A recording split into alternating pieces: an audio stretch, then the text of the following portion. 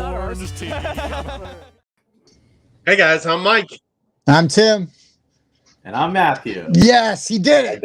got it. And this is the Board Game Rundown, and our guest just nailed his intro. How you guys doing tonight? I'm pretty good. I'm good. Knights are gonna win game 3. It's gonna be I was awesome. gonna say Vegas Knights are up 2-0, right? Yeah. Oh, Florida shouldn't even have a hockey team. I guess Vegas shouldn't either. They have They're in the two. desert, but yeah, they do. Two teams. They do. That doesn't even make any sense. I guess like one at the top and one at the bottom, right? Yeah, Something Tampa like that. Bay and Miami, basically. Yeah. Oh well. I know everybody's up, here for Trevor? our riveting hockey talk, Yeah. but Mike And Giuliano just isn't lost our on. entire audience. Yeah, there we go. Yeah, that's our Here's the boy. other one.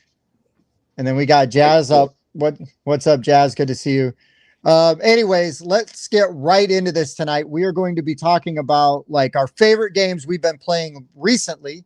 This topic was suggested by our guests, like we do when we don't steal one from the crowdsourcing out of the Discord. Love this topic. Yeah, but this is a good one. This is fun because we've had some game weekends recently. But Mathue, 2 in a row. yeah, you lucky bastard. I've only had one. But Mathue, why are you the guy to know in the game industry? I'm just building you way up, way up high. The guy to know. Ooh. Well, I'm Mathue. I'm an indie publisher, so We like indie publishers. Yeah, I'm an indie guy. Support indie. Just trying to make the board game space a better place, you know. But I started my own company. I got some party casual games that do really well on Amazon, some TCG accessories, and now my latest game was called Mind Your Business, which funded last year and is arriving this month. I'm really excited, and I got a lot of other hobby games in the works coming up as well. Now, are you designing or are you just publishing and developing?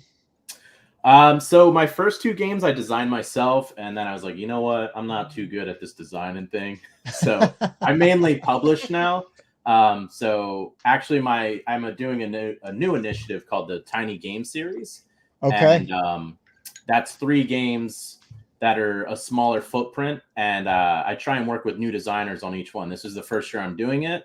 So ideally I'll be accepting pitches for tiny games for the 2024 campaign soon. Nice. And you've had some success, right? Because you've got Mind Your Business, Don't Get Drunk, right? Yeah. Don't Get Drunk does really well on Amazon. I just sent in a pallet of that today. Yeah, I saw. So you should also just follow Mathue because he messes around with some. Now, are they TikToks or are they just Facebook video shorts? I forget which one. So I forced myself to get on TikTok. I was really anti-TikTok for a while, and then I forced myself before my Mind Your Business campaign, and now I love it. It's my favorite platform, oddly enough, and I make most of my content there, and then I'll recycle it to other places like Facebook or Instagram and stuff like that. Right on, man. Yeah, I watch your videos, and I'm jealous of you and like people like Danielle Stranding who can like crank out these hilarious, you know. Good. Hers are amazing. Like my 2 favorites. I gushed over her at Gen Con last year. She was working at like the Lucky Duck booth or something, and I was just like, listen, like Flamecraft's fine, but I just want to say I love all your videos that you put out because I think she was like teaching Flamecraft or something over there. Yeah, I met her for the first time at World Series of Board Gaming event, which was the year last year, you were there. And, got to have a few drinks in like a group setting. She's a really, really funny and nice person. Yeah, does not disappoint. Like meeting her in person. Yeah, exactly. And I'm looking forward to. We have our first buffer. Our regular viewers are used to that. That's even been referred to as a timbot.exe error. So we'll never know what he's looking forward to. Yeah, we won't. We won't know what he's looking forward to. So I can't even fill for him on this one. Tell us, you're going to be at Origins, right? Yes. So this is my first Origins, and I have my first booth ever. So I'm really excited. And no one knows this yet, but my game Mind Your Business was really delayed and was supposed to arrive at the end of the month. But I just got a call yesterday that it's going to arrive on Monday. So I'm going to be able to fulfill it to U.S. backers and bring it to Origins with me to sell. Because I wasn't going to sell it before I can back it to, or before I can send it to backers. Like I would never. Right. I have a 2-week window to self-fulfill it now. I do all my own self-fulfilling in the US. So because I'm pretty nifty with that, and it saves me a lot of money. There you go. So did we lose Tim again? I'm on a different screen. I was looking for looks like you're in booth 1422. Yep. I'll actually be my section I picked on like the 3rd or 4th day, and I'm really happy with my section because it's near like a lot of big popular publishers. But nice. I'm actually also going to be sharing my booth with my good friend Brant, who made the game Oros, if you're familiar with Oros. Oh, yes, totally familiar with Oros. Yes. We were going to review that one. We still probably will. The first time I played it, it was burning my brain a bit, and I was like, man, am I stupid? But he taught me the game, and he's a really nice guy, and so we're splitting the booth. Nice. We actually streamed him in for an interview on the show when Oros was on Kickstarter. That's awesome. That's awesome. Yeah, he was very nice. Kickstarter. Yeah, he did. His video was really like his whole presentation and everything was just solid. So. Yeah. Okay, so there you go. We're right smack in the middle. We're right up here. So I can making a mental map. Yeah, and what we're gonna do is we're gonna have, for anybody that is coming to Origins, we're gonna have maps that we're gonna hand out to people where we highlight people like Mathue and some of our other friends that are gonna be there and be like, hey, go tell them they suck or something, and then come back and we'll give you a prize. But you have to tell them that it's from us. They can't just think it's a stranger saying it. They have to know that we are sending over these horrible comments. I can't wait for that. So what I hope, honestly, is that some people forget that we're going to do that to them, and then they're just like totally shocked for the first time it happens. This is the worst Origins ever. Everyone's being mean to me. They're supposed to be nice. This is the Midwest. But yeah, I'm really excited. I'm looking forward to playing some games with people I only see. I want to send people over that mispronounce your game. So we're going to intentionally tell them hey, can you tell me about Mind Your Business? Just send over so many people that it annoys you. Not really. And like, let's get drunk. It might be funny though. It'll be funny like twice, and then I'll be like, okay, guys, you got to stop.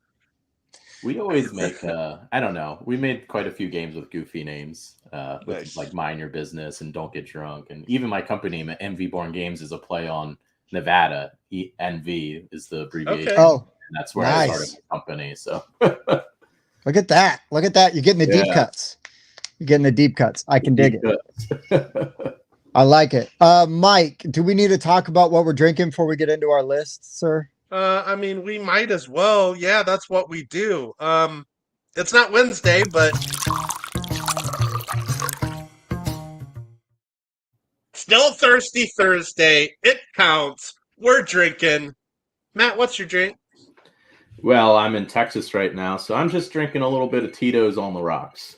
There you go. I apologize. There you go. You do have to support your state. I agree with that. Well, I support my state of Indiana by always drinking Kentucky sour mash. So I got some Ezra Brooks bourbon whiskey. Nice. More Kentucky bourbon. We got some Four Roses small batch. Good stuff. Yeah. Excellent. Everything they make is really, really good. I don't know if you guys know this, but I bartended for like 13 years in my life. I was just going to say that I knew you used to be a bartender. I used to be a bartender, but not on your level. Like I was like chain restaurant bartender. I did a little bit of everything. I did so I was in Vegas, obviously, for a long time, and I worked the nightclubs, the pool clubs, and those are some really fun jobs. But I've done restaurants and lounges and stuff like that as well. Yeah, your jobs were way cooler. Now I've worked like I said, chain restaurants, and then basically like a college bar, which gets rowdy and was one of the most fun jobs I ever had. Yeah. But it was like 2-3 days a week, and the hours, you start at like 9 and you go to like 4 a.m. Yeah. And I definitely don't miss those late nights. I'm sorry, man. I've never asked Tim this question before, but Tim, did you bartend at the Linebacker? No, it was a bar called the Library. It was owned by a retired state trooper. and it was me and like I say what? Like a cop bar hangout? But only when the Notre Dame students weren't there. So it was me and like a bunch of girls that were really hot, and it was just and then me. And so that part was like mostly cool, except that all the guys would never come to me, right, for drinks. They're always waiting for the girls. Yeah, so what the owner would do was he would go, Tim, you know who the basketball team is, or you know who the football team is, right? And I go, yep. And he put a bunch of money in my tip jar, and he'd say, that's for all those guys' drinks all night. So he'd tell all the football players, basketball players, baseball players to all come to me because I knew who they were. And then I would get them their drinks, and then they would tip, but they never paid for any of their drinks because their drinks were already paid for. Nice. so for me as like a Notre Dame fan, like it was awesome, Yeah. But then it's really tough when you got we're losing him on personal stories. Everyone freeze. Everyone freeze. While we're doing that though, we got this one. So that one just hurts. That just hurts. Mind your business. Well, it's the apostrophe that's hurting me. The apostrophe is hurting me. I'm keeping you guys on the edge of your seat, right? I'm buffering right as I'm about saying. Also, Jason comes up with a lot of random things, so I don't know if this is true, but if it is, I have to know if that's a thing and if it's actually good. I can't imagine. It can't. Nothing with Jaeger is good. Jaeger and cream? Is that a thing? I could see it. I could see it working. I really could. So I'll tell. To hear from the source on that. I'm gonna tell one bartending story real quick. There was a backup quarterback who converted to a tight end. This dude was built like a tight end. I don't know how he was ever a quarterback. Named Gary Gotze. He played for Notre Dame in 2004, 2005. Gigantic dude. He for whatever reason just decided one night he's like, Tim, we're doing shots. So he'd come up and he'd buy a shot and we'd start doing shots together, right? And now this was like my heyday of drinking. So I could put him down pretty good. But it was like, also, I know my weight. This dude is, 150 pounds heavier than I am. And so I started just pretending to do shots. And this dude just got so blasted. And he's like, I can't believe you're matching me. I'm like, I know, man.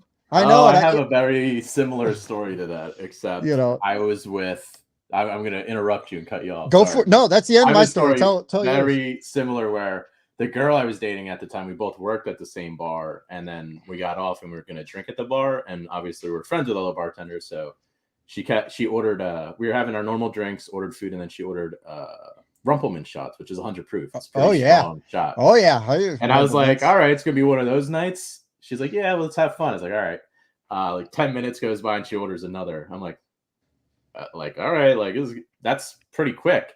Another 10 minutes go by, she orders another. I'm like, what is going on? Like, we never drink like this. At 10 minutes go by, she orders another, and 10 minutes go by, she orders another. So we're 6, 7 in now, and I'm just like, man, what the heck? And I grabbed hers, and the whole time she was drinking water. Drunk, I'm hanging out with you already. Like, what's going on here? Just trying to get you run into the ground, man. Woo. I was so mad when I was like, what the heck? I was like, there's no way right now that this is happening. That's awesome. Yeah, because you're like, she's taking this like a champ. Like, you're probably over there sweating, okay, here we go. Let's go. I'll do another one. No way. So, yeah, that was your story reminded me of mine, and then I had to talk. No, I love it, man. That's good. That's what we're here for. And I'm really, I'm happy to hear about your French release, Mime Your Business. Mime Your Business. I'm going to have to collab with them. You got to play that silently. Speaking of French games, I believe that was a French designer originally. There we go. And I will be talking about that one later. Actually, I played that one recently. What? Mime Your Business? No, Eclipse. Oh, Mime Your Business? Mime Your Business was one of the games I was going to talk about tonight. Yeah, I want to hear about Mind Your Business. Not Mind Your Business. I already said it wrong. I was trying to say it right. Damn it. Jeez. I know it's the worst. We've already gone off the rails with the parody names. But all right, let's get started on games we've been playing lately that we're excited about. I could go for a bunch. I wrote down 5 in no particular order. But we'll go with whatever you guys want, as many as you guys want. So I actually had a thought. This is There wasn't any. Yeah, that's actually true. What I've been playing the most is Diablo 4. I just started yesterday. I'm having a good time with it. Oh yeah, I got a level 22 necromancer going. Lots of fun. So we usually do a top 5, and I didn't put top 5 in the thumbnail or in the description, and I wrote down tons of games. So I'm actually suggesting that we just keep going around and naming games until Mathue has to leave. If you want to do a top 5, we can. No, I don't think I can do that long. I'm gonna run out of games. Okay. How many do you have? Games? Yes. All right. So here's the thing. Before I left Vegas, I was in a game group of 5 people, which is an odd number for a game group, but it was 2 couples and me, and they had every game ever. So I only bought games if I super, super loved it. And now I'm staying with somebody who has basically a board game collection the size of the Dice Tower West Library. So I still don't have many games. But if I count my own games that are in storage right now, I have thousands and thousands. That's okay. They don't have to be your own games. Well, he's got a ton of games on a pallet. My collection's quite large. I have thousands upon thousands. They're just the same game. Nothing wrong with that. I've got a few duplicates, but I wouldn't say 1,000 of the same game. I can dig it. Publisher. That's dude. I love meeting industry people, getting to know other aspects of the hobby, because to me, that's playing games is fun. It's awesome. I love it, but I also love people's stories, how they come at games, and what's their approach. Like we're friends with a bunch of small designers, self-publishers, and it's just cool to meet more people like that, because they just have a completely different perspective than what I come at it from. So I think that's the best way to get involved in the board game community too, is like put yourself into the community by going to conventions and meeting people and getting active on like these Facebook groups and TikTok. Even I've met a lot of people through TikTok. It's been awesome. But yeah, that's one of the things I've been loving. I've been going to a lot of conventions lately, and it's been great for just meeting different publishers, designers, even artists or videographers, content creators. So I love it too, because you get to, again, I have the publisher perspective, and then you get the perspective of content creator or designer. Nice. I'm here for it, man. Yeah. All right. Uh-oh. Mike, you going to get us started? Am I? Or you want me to start? Who do you want to start? You got to start. It always comes back to me, but I don't know that I'm going to number them. No, don't number them. We're just going to go. Okay. We'll just go and we'll BS until it's time to go push Sam Stockton on that swing gently and lovingly. That'll be a joke. Just wait until you hear those stories later. Mathue, I hope after this you decide you do want to hang out with us a little bit at Origins, because I'd love to play a game with you. I know you're muted. You're fine. So I'll go first. My dog's barking. Sorry. Oh, it's all good, man. It's all good. This is fast and loose. I buffer. Mike coughs. We got dogs barking. Who cares? It's all the same thing. All right. So I'll go with my first game that I played recently. That I was like, oh, this is pretty cool. I'd never played. Our friends from the Board Game Mechanics, Jason and Katie. They're the hosts of a podcast and a pretty okay YouTube channel. That's their joke, not mine. They taught me a deck builder that they absolutely love, and that's called Tanto Core. So this is like by Japanime Games. I want to make sure I say that right. So it's this really, I don't know. It's like saucy maids and androgynous butlers, and they're hooking up, and so the theme is really bizarre, spicy. But it is very spicy, and some of the artwork is a little racy, which is funny if you know Jason and Katie, because it does not seem like that's their thing. But anyways, it's a Dominion style game, so you have like one buy action, or you have and so you're going to play cards that are going to give you other actions and do things, and then there's unique ways to pull those cards out of your deck and score them. You know, so unlike Dominion, where those scorecards are like just eat up your hand and your deck, you can actually like those scoring cards. You basically create like a pile of stuff to do. But there's a ton of content out for this game. I just played one particular version. The artwork was really good, even if a little like, huh, you know. But the artwork was good. The game was fun. It was a deck builder that I'd never played before. I love deck builders, but I love most games.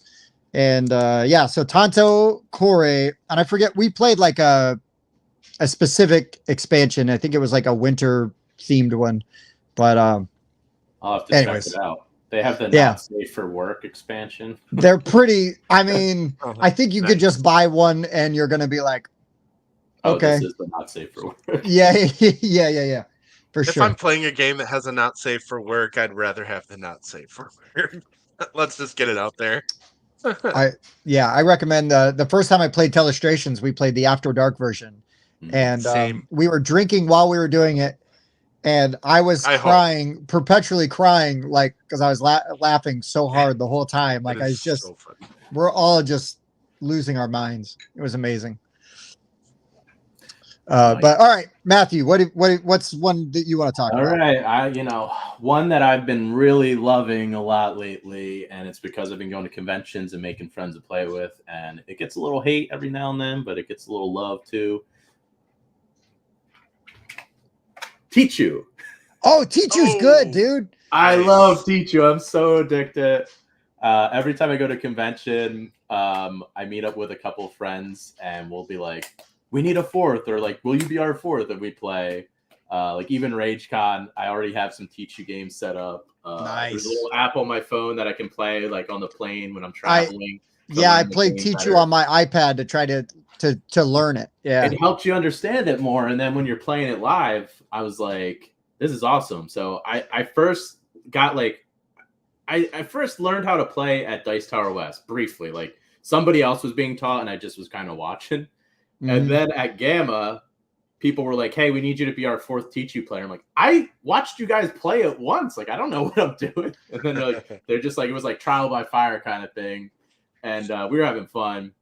I don't take it super serious. I'm not like really paying attention to how many kings or aces were played. Yeah, but, yeah. I just have fun with it. But yeah, I've been totally hooked to Tichu lately. And that is like the gamer's trick taking game. Like that is, I guess, that is trick taking on steroids, man. It's like the Fernet Branca of Bartender stuff. It's like you're cool and hip if you play Tichu. Yeah, it is the hipster choice. I was going to add, we're in the Midwest, so you get a lot of people here that play euchre, and it's a very regional game. I would say, in my opinion, Tichu feels the most like gamers euchre because of the team thing that you have, and I really like the team aspect of euchre. The mechanics are really basic, but Tichu feels like gamers euchre to me, so I'm a big fan. I have to address this because Michael called me Fairweather. I figured from you were. Las Vegas. I lived there for 13 years. I've been rooting for Vegas the entire time. Since its inception, Vegas Knights have not been there for 13 years. I had season tickets for 3 years, and then they got way too expensive. I'm like, I'm out. But yeah, they got good. Well, they were good right away. They were good year one. Yeah, they were good right away. The way the draft worked. But let's not talk about too much hockey because we'll lose our entire audience. That's okay. Mike will hang out with us the whole time. Right. And that's cool too. All right. I have not played Heart of Crown. But yeah, Tichu is really good. So Mike, everybody in our region, our area grew up playing euchre, trick-taking game, blah, blah, blah. I grew up in like the bad neighborhoods where we all played spades. And so I was like the snobby guy where it's like, I play spades, I don't play euchre, even though it's kind of the same game. But spades, he is definitely being a snob. Yeah. But spades, I don't know. I'm really good at spades. I'm just going to say it. You want me as your partner when we play spades. I'm really good. But, okay, Mike, what have you been playing? Tell us, Mike. Okay, I'm going to start with last Saturday. Don't say euchre. No, I won't. It's funny because that group, we play a lot of Tichu, and it was brought up, and I thought we were going to play it, but we didn't. I made a date to play this game because So I found like 4 guys that would agree that as soon as I got there, we would all play Container. Container is a classic auction game. I would even argue it is the best auction game. So if you enjoy auction games, highly recommend this one. But it's also like there's an economy, and the players sort of are setting that economy. So one person can produce goods, and then they store them in a warehouse, and they set the price when they do that. So then other players can buy your goods for your set price, and then they can store it in their warehouse, and then they can reset the price. But the whole idea is that you got to get your ship to a player's warehouse, move that ship to the center island, and then auction all the containers on that ship for whatever people are willing to pay. And that's where the points are scored based on the color of containers that you get on the island.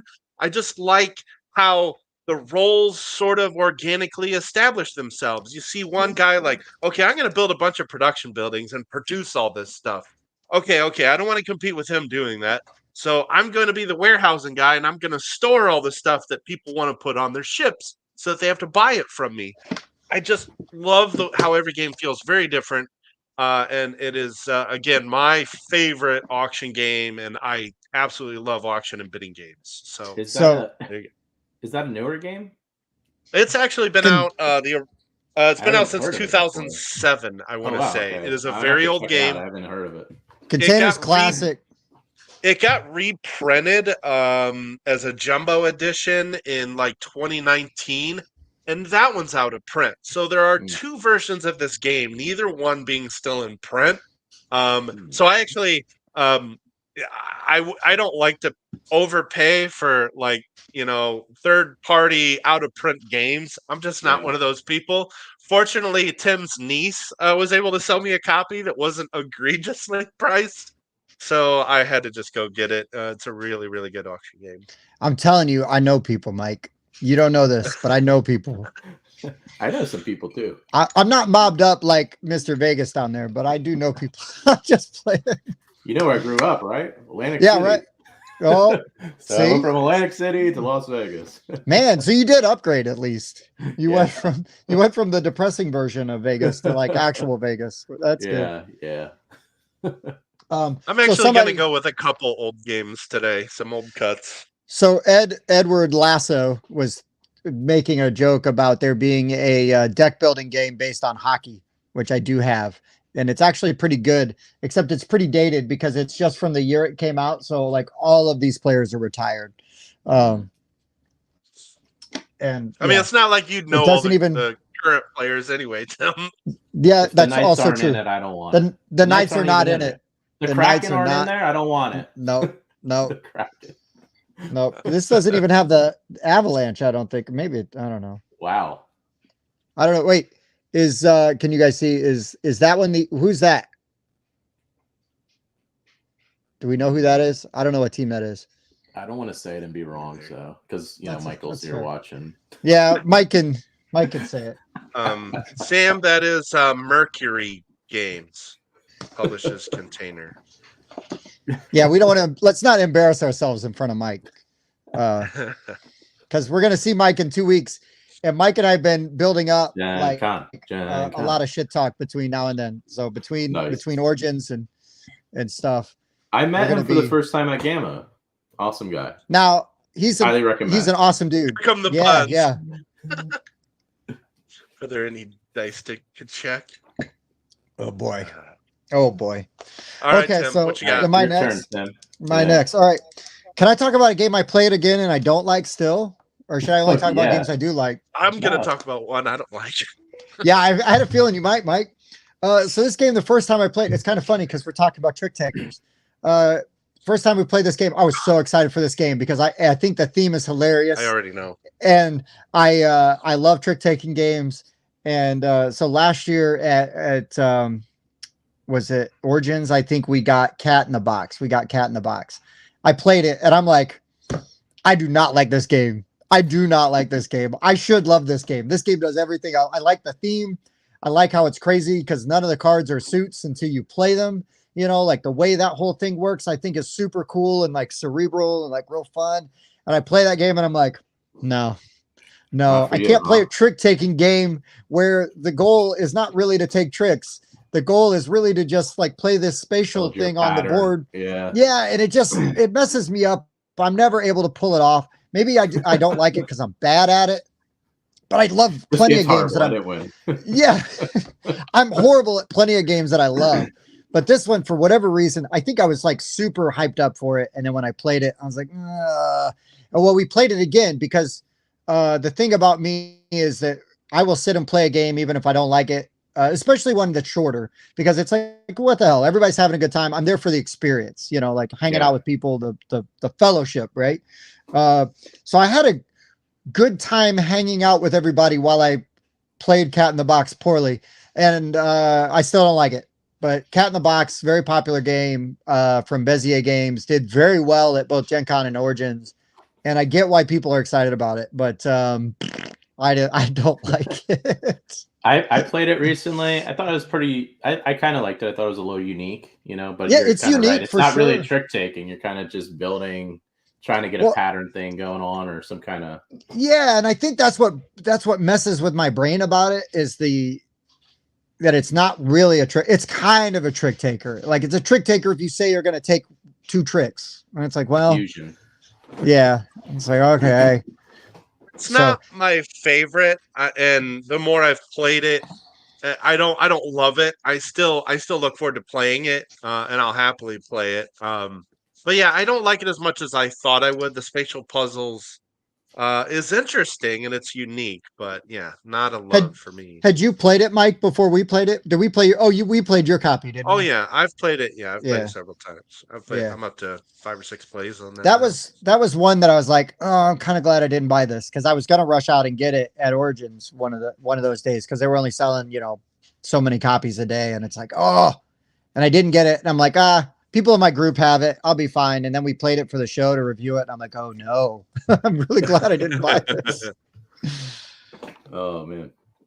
All right. It's Matthew's turn. Me. All right. Well, one that I've played and I'm really in love with, and you've probably heard of it and maybe other people, but I got to shout out my good buddy, Ammon, Gnome Hollow. It's brilliant. I love it. Have you guys heard anything about it? No. Educate me. Educate me. Oh my goodness. It's so fun. Gnome Hollow? Like GNOME Hollow? Yeah. Okay. So it's not published yet or anything. He's working up.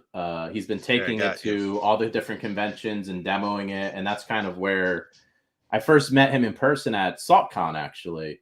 Okay. And that's where I got to play it for the very first time. And I was like, this is amazing. I don't even really know how to describe it, but you're building different paths by drafting tiles and creating these long paths of like mushrooms. And then you're placing your gnome all in gnome. So there's like a worker placement aspect and then you collect all those mushrooms, which you use as currency to go to the market, which was that, it's the little like wooden stump in the middle there. Mm-hmm. And then you can buy things to create, win points and stuff like that. But it's just so fun. It's really, I think it's, the artwork's really good for it. Looks great. But I met Ammon because he was making custom games for my game, Mind Your Business, which has gnomes in it as well. Oh, right. So now we made a joke the other day. We're talking on the phone and I was like, I'm going to have Mind Your Business at Origins. He's like, tell everyone they're the cousins of Gnome Hollow. I was like, all right, I'll tell you. So is he going to be at Gen Con then? Doesn't sound like he's going to be at Origins. I don't know if he's going to be at Origins or Gen Con. I got to check in with him, but he's been going to a ton of conventions. Like I literally saw him at SaltCon, Dice Tower West, Gamma. So we've been going to all the same ones, and that's when been hanging out more and becoming friends. But we're gonna have to seek him out because that sounds really cool. It's a really good game, and I'm telling you now, at Gamma, I've never seen this before. I joke with him like, you're the most popular man at Gamma. Like literally, publishers were massive publishers, like big names, walking up to him like, we want your game, we want to buy it outright. Wow! Right, every day, his little his badge. It'd be like that with business cards. With just business. Dude, that's crazy. So awesome. That's so awesome. I'm really excited for him. And I know he's trying to work out what's going to happen with it. He's got a ton of offers and stuff, but I said this at SaltCon, which was several months ago. I was like, dude, whenever this launches, this is like game of the year, like Spiel, like if it has a German publisher where it's eligible, like this game is hot, man. It's gonna make waves. It's gonna make waves. I can't believe you didn't sign him for Envy Born Games. No, well, he has his own publishing company. So, and I'm just a little guy, you know. I can't do anything these bigger guys could. I'd love to work with them on some stuff in the future, though. That's awesome, though, and that's the other thing, right? It's just building up relationships with people. You know, like. Oh yeah. Looks like I can't wait. Levity Games. Yep. I can't wait for Gamma to be in Louisville next year because now I can go because I can I can drag my family because I've got all my aunts and uncles are down in Kentucky. Like, you know, I've got a ton of family down there. So like my wife and my kids can go off and visit and I can go be a nerd. I think it's going to be there for the next 2 years. And then I think it's leaving after that though. That I mean, I'll take it for 2 years, man. That's a 5-hour drive for me. That's a drive I have done in my sleep. So yeah, I'm excited about that. So Gnome Hollow, man. Yeah, okay. I'm telling everyone now, keep an eye out for it. It's going to be massive. Calling your shot. I like it. Mm-hmm. All right, Mike, what do you got? Take it to the bank. Wow. Okay. Don't say Gnome Hollow. You can't steal Matthew's. Oh man, crossover. Okay, so I'm just gonna keep going in chronological order here of the games I played last Saturday. So this is the first time I've played this one. I've been interested in this one for years, and I have been wanting to play more 4X games. So I finally got to play Eclipse. But I played Eclipse Second Dawn of the Galaxy. And I really thought I would like this one a lot because a few months, last year, Tim showed me Heroes of Land, Air, and Sea for the first time, which is a Scott Alms 4X. And I loved that game. It felt epic. It really felt like you're playing like an RTS computer game. Like you're building up this thing and then you're going after people. And then, you know, Eclipse is labeled as the Eurogamer's 4X game. I didn't really feel that way at all. I love Euro games, and I was really not. I didn't enjoy it at all. I really didn't. I was pretty disappointed by it. So here's the combat system, and this is one of my biggest issues. The base combat is roll a d6. If you roll a 6, you hit. And then you just alternate. So if you're in combat with somebody, you just take turns rolling a die until somebody gets a 6, and then you got to do that twice, and that's enough to damage your ship and destroy it. And if you're playing a game with me, that could take an hour to roll a 6. It could just take it. Right. Now, this is base combat. These are base ships. Now, there's like a gazillion upgrades for your ships. You can make it to where 5s hit. You can make it to where 4s hit. You can make it to where you roll extra dice. But like I'm using this faction that was clearly intended to like be exploring and not doing a whole lot of combat. But I wanted to experience it. Like I'm just gonna build some ships and rush in. And like I had 3 ships just get wiped off the map. I'm like, wait a minute, what just happened? I build up to these and I have like absolutely nothing to show for it. So it just felt really kind of random. And I didn't I'm not one of those that's like, okay, my ships got wiped. I'm just going to stop making ships and try a different strategy. I couldn't figure out a different strategy until the very end. And it's literally just me buying these science upgrades that are worth points and avoiding combat and exploring tiles, which are randomly worth 1 to 3 points for controlling them.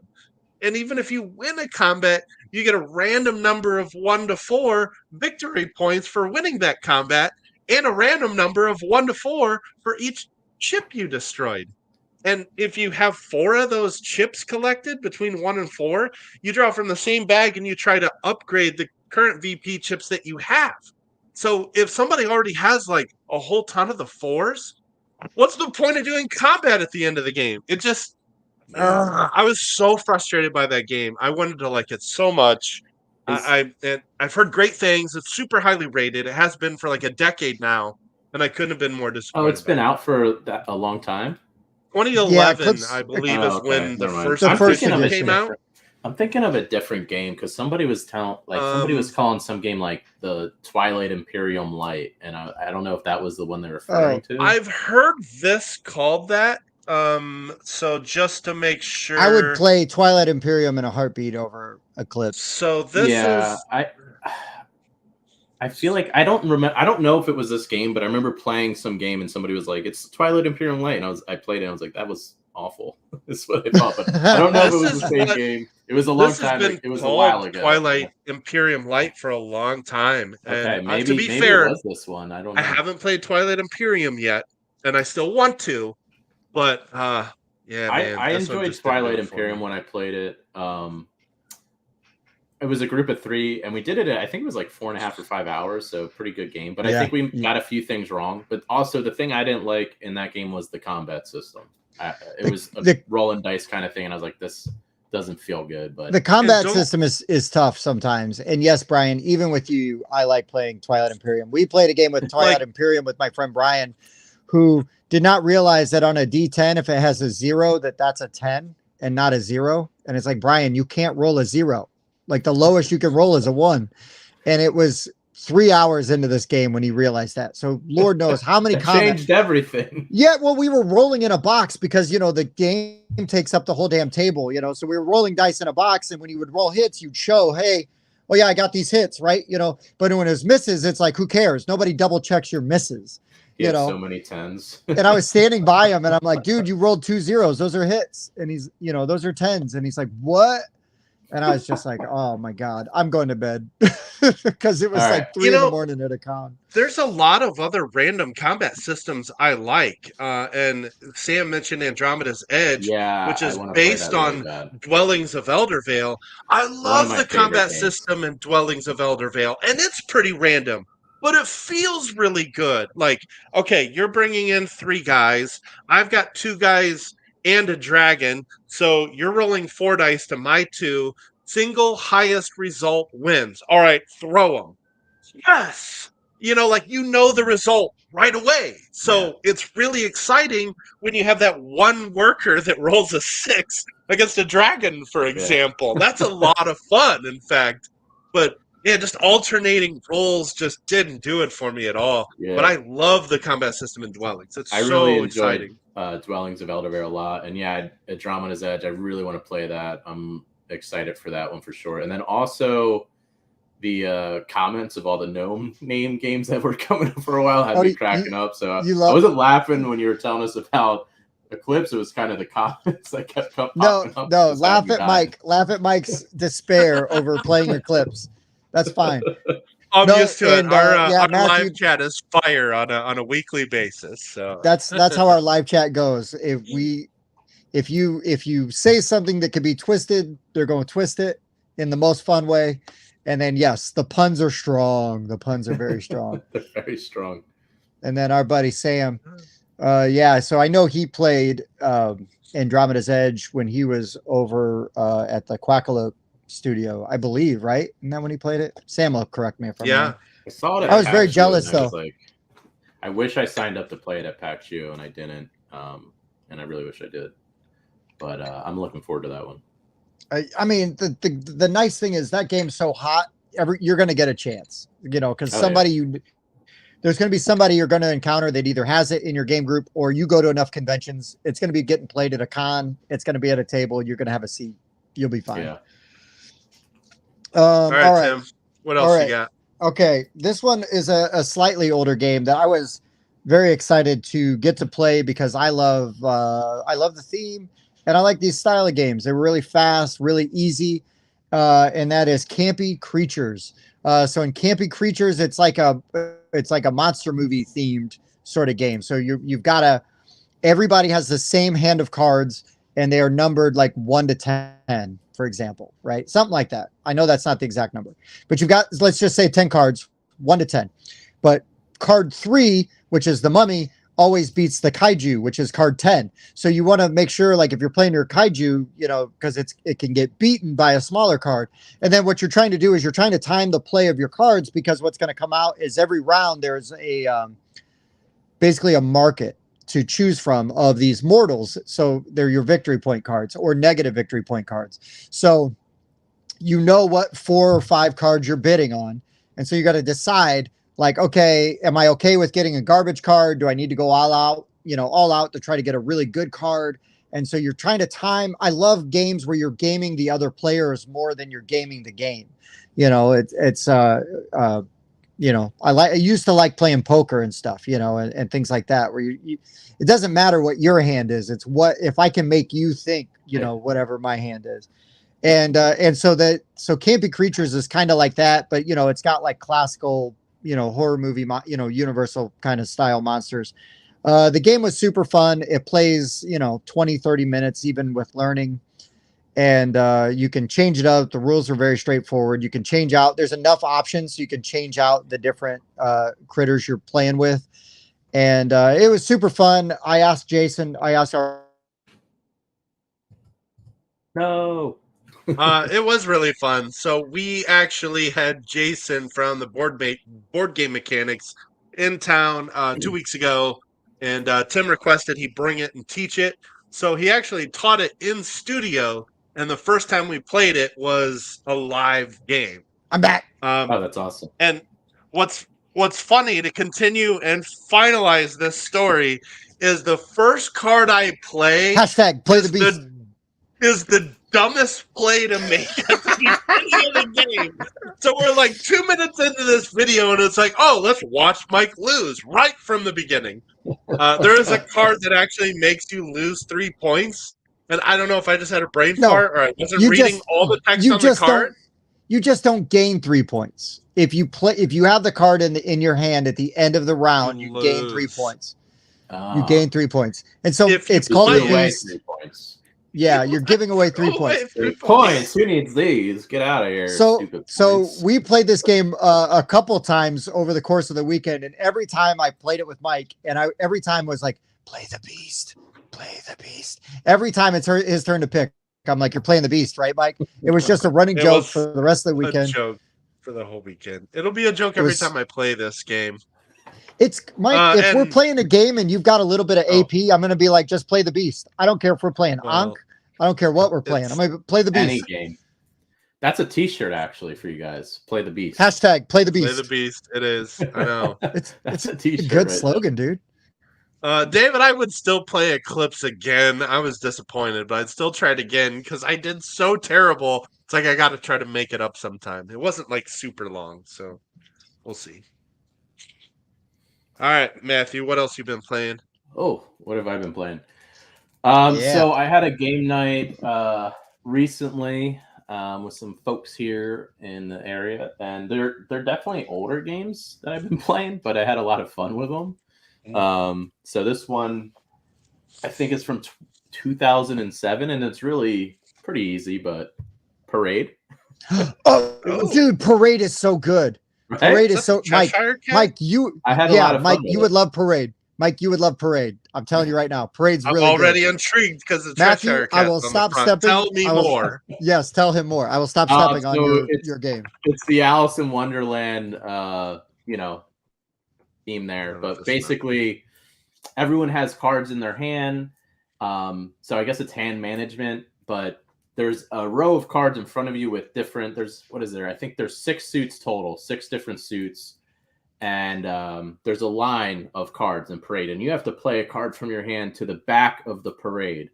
And say you played the 9 of the gray that's in that image there, that would protect you from if there's 10 cards in the Parade already and you play that 9 behind it, it'll protect you for 9 cards. But then after that point, if any cards are the same color or match the number, you have to take them and place them in front of you. And in this game, it's set collection, but you don't want points. So lowest the face value on the card is the point you have, and whoever has the most points is going to lose, obviously. So you want the least amount of points. But the caveat there is if you have the most of a color, each card is worth 1 point only. Mm-hmm. So if you see early on you're kind of getting hit by like a big red, you might want to try and focus on playing cards as it becomes your turn where you're collecting reds versus not double down, right? Like lean into that. Yeah. And it's super easy to learn, super easy to teach. And it's pretty light, fast paced. And when someone gets 6 of each type, or sorry, 1 of each suit, or the deck runs out, the game's over. Mm-hmm. And yeah, Parade's really good. Yeah, it's older, and I was just like, man, we had a lot of fun with this one, so I'll bring it up. You know, I was like, I'm not going to bring up anything from like 2023. The heck with that. No, let's talk about 2007. Hell yeah, man. That's a great pick, dude. That is a great pick. I love that game. That is a game. I think it just got a reprint recently. Oh, really? But I played it at my sister's house, and I immediately went to try to buy it. And then it was like, you know, way too much for a game on the secondary market because it was out of print. Thanks for joining us. Oh yeah, hold on. Leave that up real quick just so Mathue can see it, because he needs to have Mathue on the full 42. Which, yes, Mathue, you need to go over and do that. And then, yeah, Buffer Bros is we like a joke T-shirt. We've been having which would be good for our Whiskey Wednesdays. So you got multiple shirts now. Michael, I'm in, man. I'll be on the full 42. Let me know when. Nice. This is actually kind of what I was thinking of when I saw the game and how you described it. I was thinking of guillotines. I actually haven't played that one. Are they similar? A little bit. Parade is better. Guillotine is fun, but Parade is. I really liked Parade a lot, and I need to go back and scoop it up now that it's a little easier to get, because I just didn't want to pay like a ton of money for this simple, deck of cards, game. Yeah. No, don't get me wrong. The art's great. It looks really good, and it's really fun, but you don't want to pay a crap ton of money for something that's just that, right? I mean, that always feels bad. Yeah, overpay for something. All right, Mike, what do you got? Okay, so we're going to stick with this older game theme. First of all, I love Alice in Wonderland themes, so I'm kind of a sucker for those. Wonderland's War is one of my favorite games, actually. Okay, so speaking of older games, this one came out in 2006, designed by Mac Gertz, who is the designer of Concordia, which is mine and Tim's favorite game. Mm-hmm. And he also designed... You're a Concordia fan, dude. There's just it's just so elegant. Did we just become best friends? I meant you two are samesies. Sorry. Oh yeah, we are samesies. I got excited. I'm out of the best friend group. There's a lot of people that are fans of Concordia. But what gets swept under the rug is Mac Gertz's Imperial. Imperial is really Jason from the Board Game Mechanics. We hung out with him a couple weeks ago, and I've been talking to him recently. He would call this game old and busted. An 06 Rio Grande game with terrible art on the box, terrible art on the board, kind of jank wood. Even though they're wood, they're just sort of jank components. And what makes Imperial so incredible, I was playing with my old group, and they used to play this all the time. And so this was actually my 5th play, but I haven't played it in like 4 or 5 years. And then to have played probably hundreds of games since then, and to go back to it, I was like, what?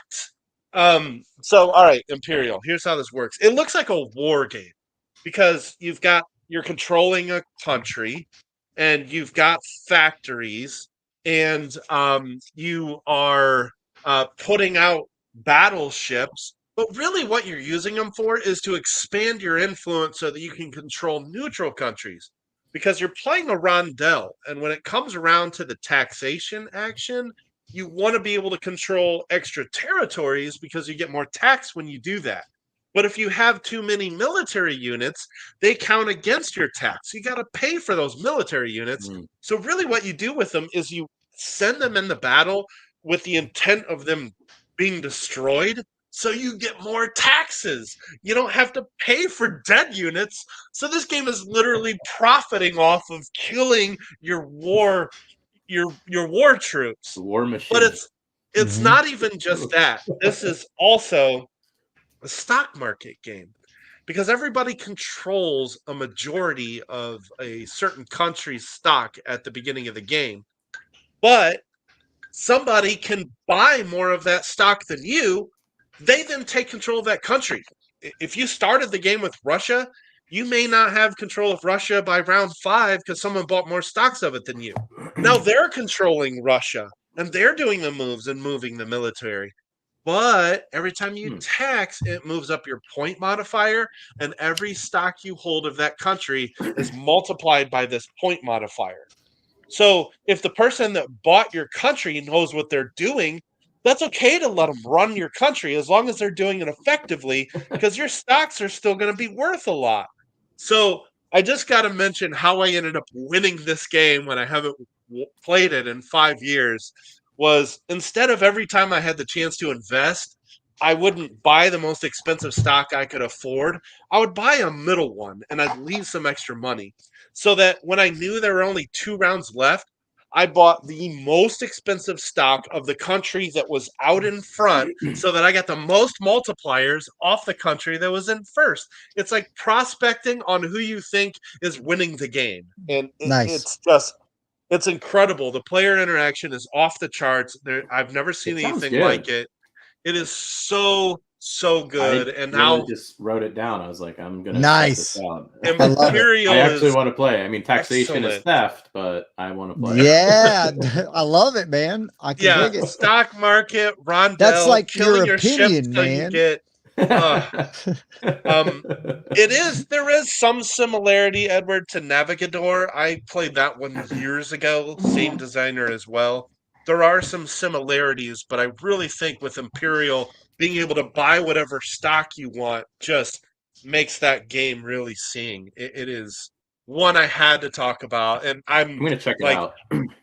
I thought about buying an old crappy copy on Board Game Geek, but I'm going to see if Rio Grande just happens to have one at their origins. Yeah, now I'm going to next convention I'll look it up to see if it's in the library to play it, but I pulled it up on BGG, and this does look old and busted. Oh my gosh. Yeah. We like old and busted. Here's the thing, though, Mike. Mike, what you have to do, and Matt will not necessarily get this reference, but our friend Bob, whenever we want a game, whenever game is out of print, our friend Bob, who's on the show, one of our co-hosts, buys the game, like pays 3 times what it probably cost if you were to buy it when it came out, and then inevitably the next week, that game is announced as a reprint, whether via Kickstarter or just direct release, and then you can get it for normal MSRP. So, Mike, what you need to do is you need to incept Bob, right? You need to get Bob to play this game. You need to get Bob to want this game. Bob will then pay 3 times what this game is actually valued at. That's right. He will buy it, and then the game will get reprinted. Bob, we played Taverns of Tiefenthal before it was released in the United States. Bob ordered it from Germany, paid to have it shipped over. The week his arrived, my copy arrived at the FLGS, and I was able to buy it at our game store. Bob ordered, paid for History of the World, game got a reprint. Bob bought Ra, game got a reprint. That reprint of Ra is sweet. Oh, dude. It's amazing. So let's just segue real quick. Matt, I know we're coming close on an hour, and I value your time. I do not want to keep you longer than you need to be kept. I want to stay longer. Just my girlfriend will be very angry. No, we don't want that. I would rather you have a positive relationship and a positive memory of your experience with us, so you'll come back. I want to come back already. Do you have time for one more, or do you need to be done? If you need to be done, we'll do this. I have one more I want to bring up, and but I'll just be quick with it, Okay, You're good. You can bounce after yours. I'll be super quick because I just mentioned it. Ra. I got the reprint of Ra. I got the Pharaoh edition. That game is badass. That game was amazing when it came out, 100 years ago by Ryan. 99. Yeah. That game was great then. We played the old and busted version. Not even the 2000s. Yeah, I know, right? I know. It's an auctioning, it's an auction game. It's a pure auction game, and I love it. I love the tension. I love the strategy there. And the update by 25th Century Games with the artwork by Ian O'Toole is so good. I got the Pharaoh edition, strongly recommend, but even the retail, I'm going to just say, if you're at Origins or Gen Con and you can only get the retail version, it's totally worth it. It's such a good game. It's super easy to teach. You can play it in a half hour, 45 minutes and have a really good time. I love the player interaction. I love the choices you have to make and the way that you do the set collection and everything in there. I'm down for it. I'm here for it. Ra.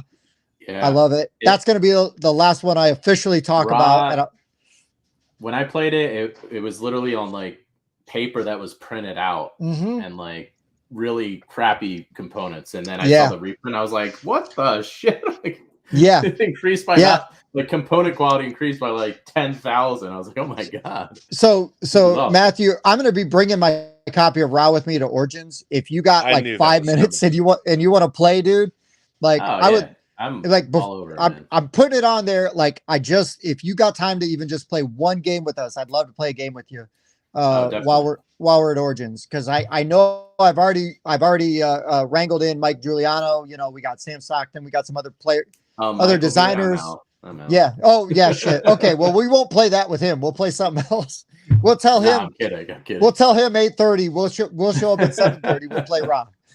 So it'll be all good. No. But anyway, if I have time, I'd be happy to play those conventions. I just never know. I try and make the most out of them with like networking and if like a publisher wants to talk or designer, take the opportunity. But I would say my game real quick. So this is an older game that's getting a reprint in the in a new IP, the Pathfinder IP. And I think they tried to do a Kickstarter launch and it did poorly, but they're gonna just redo it soon. But Revolution, I played it with the Pathfinder IP. Yeah, they're remaking it with a Pathfinder IP. It's in Saxon, right? Yeah, and I played it at BGG Con last year in November. And it was just so funny. Like my buddy and I were talking like, he's like, we should play Revolution. And like a random person would be next to us like, are you guys going to play Revolution? Take my number. Text me when you grab it. Like it was so bizarre. Like it happened like 5 different times we were talking about it. We were like, are you going to play Revolution? And then we played it. I was like, yo, this game is fun. And I'm not good at describing it, but basically like you're betting on, or you're putting money on different things to like bribe people or muscle people out or, different things that you can do throughout it. But if somebody spends more money on it, they win it over you. And then you wasted all this money and you're like bumping people out of these different areas where you're trying to get control. Because like some people were getting a little upset over it because we had a few like people that just walked up for like player one. Like I can get beat up in a game and I'll be like, that kind of sucked, but like whatever. I still have fun. But I had a blast with it. And at GAM, I talked to them, Steve Jackson Games, they had a booth and they're like, we're still doing it. And it has, we like refined a lot of stuff and it has the Pathfinder IP. And I was like, sick. Nice, dude. Yeah, nice. I would have checked that out. I forgot about this. They mentioned that this was going to happen like several months ago. And I totally forgot about this one. I'm excited for it. It's a great game. Yeah, dude, that is and criminally out of print. So the fact that it's going to get another edition is really nice. So. Yeah, and it looks really mean. There's 2 different bidding looks really mean. Yeah, it is pretty mean. I love mean games because it usually gives you good stories to tell. Even if you're on the bad end of it, you're like, oh, this mother, just got me, like, I don't know. I like the stories. I like the interaction.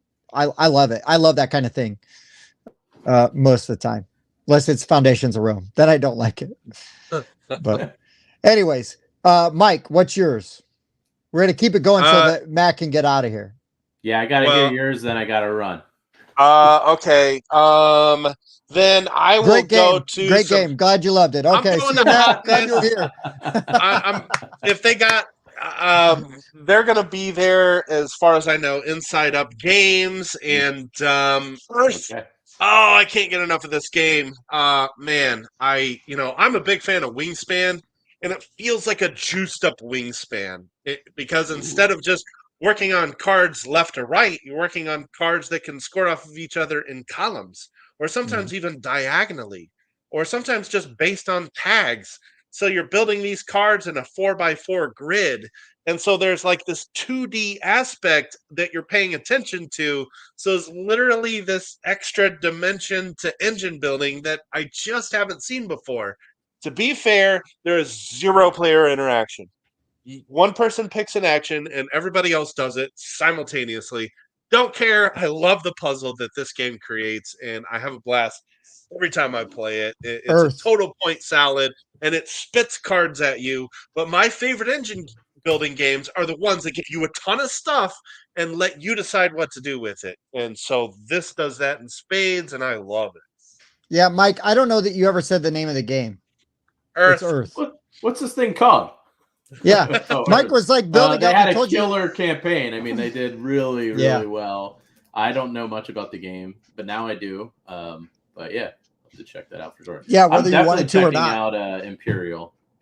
Oh. That one I'm definitely checking out. Yeah, I'm pretty Imperial sure it's sounds still in rad, print dude. because it's Rio Grande. I don't think any games they make ever go out of print. Yeah. So I'm gonna lose a friend in that game, I feel like. Yeah, that's all right. Those are the good games. Those are the good games. It's great. Oh, it's so good. We didn't talk for 6 months after Imperial. Hey, Matt, I don't want to. I know you got to go, dude, and I'm really glad you were able to make some time for us. Thank you for having me. I really appreciate it. It was a blast. But we're gonna have you back on when you got some time. Heck and real Whiskey Wednesday. For real though, for real, it's gonna happen. So I'm holding you to it because you're on camera saying it. And then also, I really look forward to actually meeting you in person at Origins. So don't be weirded out when this short guy wearing Notre Dame gear comes running up to you and is all excited. Because that's me perpetually. Now I'm looking forward to it, man. And so, hopefully we can get a game in.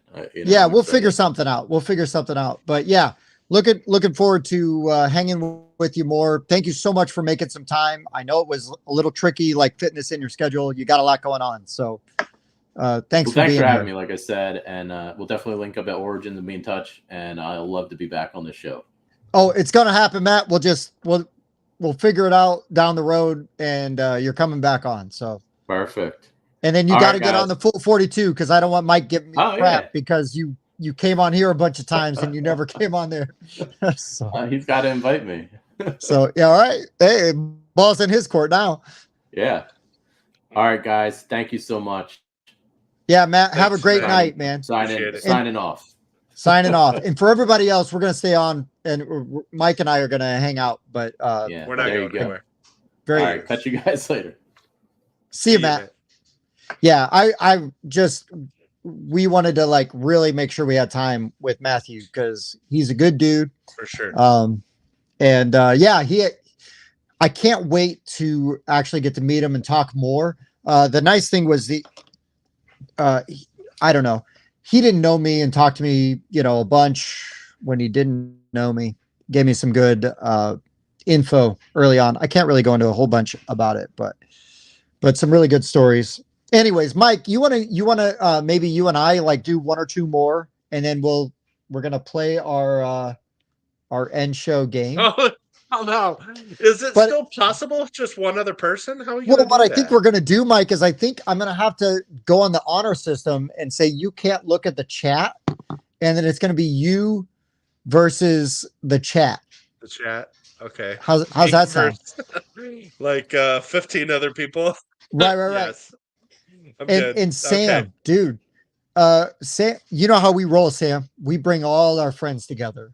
We're one big happy family. We're going to all get on the big old swing, and Mike's going to be back there because he's the biggest one, and he's just going to push us. I need to be more sensual when I do that. Sorry. Mike, I'm relying on you for this story. Yes. Okay. Yes. Okay. Got you. So I will I'm going to talk about two more games. Can you do two more, Mike? Yeah, I know you can do a ton. I'm good with two. We'll do two, and then we'll get into our goofing around and fun stuff. Sure. So the next one I'm going to talk about will then it's going to be Glory to Rome. I forgot you got this. Spoiler alert! I got Glory to Rome off my shelf of shame. No, I did not play my ugly clamshell version. I played my sister's beautiful black box edition with it's got minimalist art. But still, I mean, the game's the same, right? And this game's pretty good. It's pretty good. It's got a lead and follow, mechanic to it. And I really enjoyed it. It's very thinky. The player that won was the not normal David Godfrey. It's my relative, David Godfrey, not the David Godfrey that hangs out with us on Wednesdays and watches the show. He won, and he had a...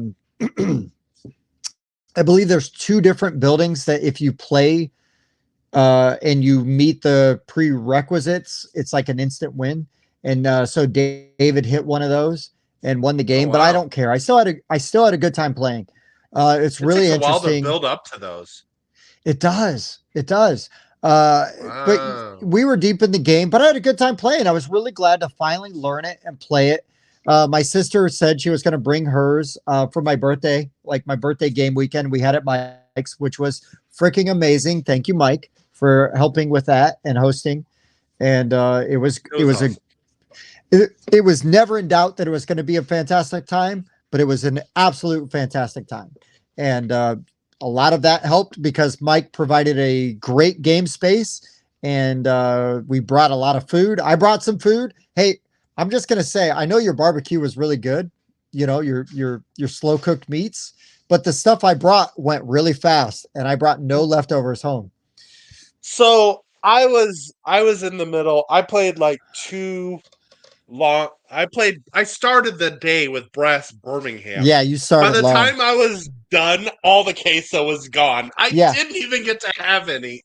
so well, and Mike, I'm disappointed that you didn't get to have any of my cheese dip that I brought. But here's the thing: it is the highest compliment that there was no cheese dip left 3 hours into me showing up. Did you get any of my cookies, or were they gone too?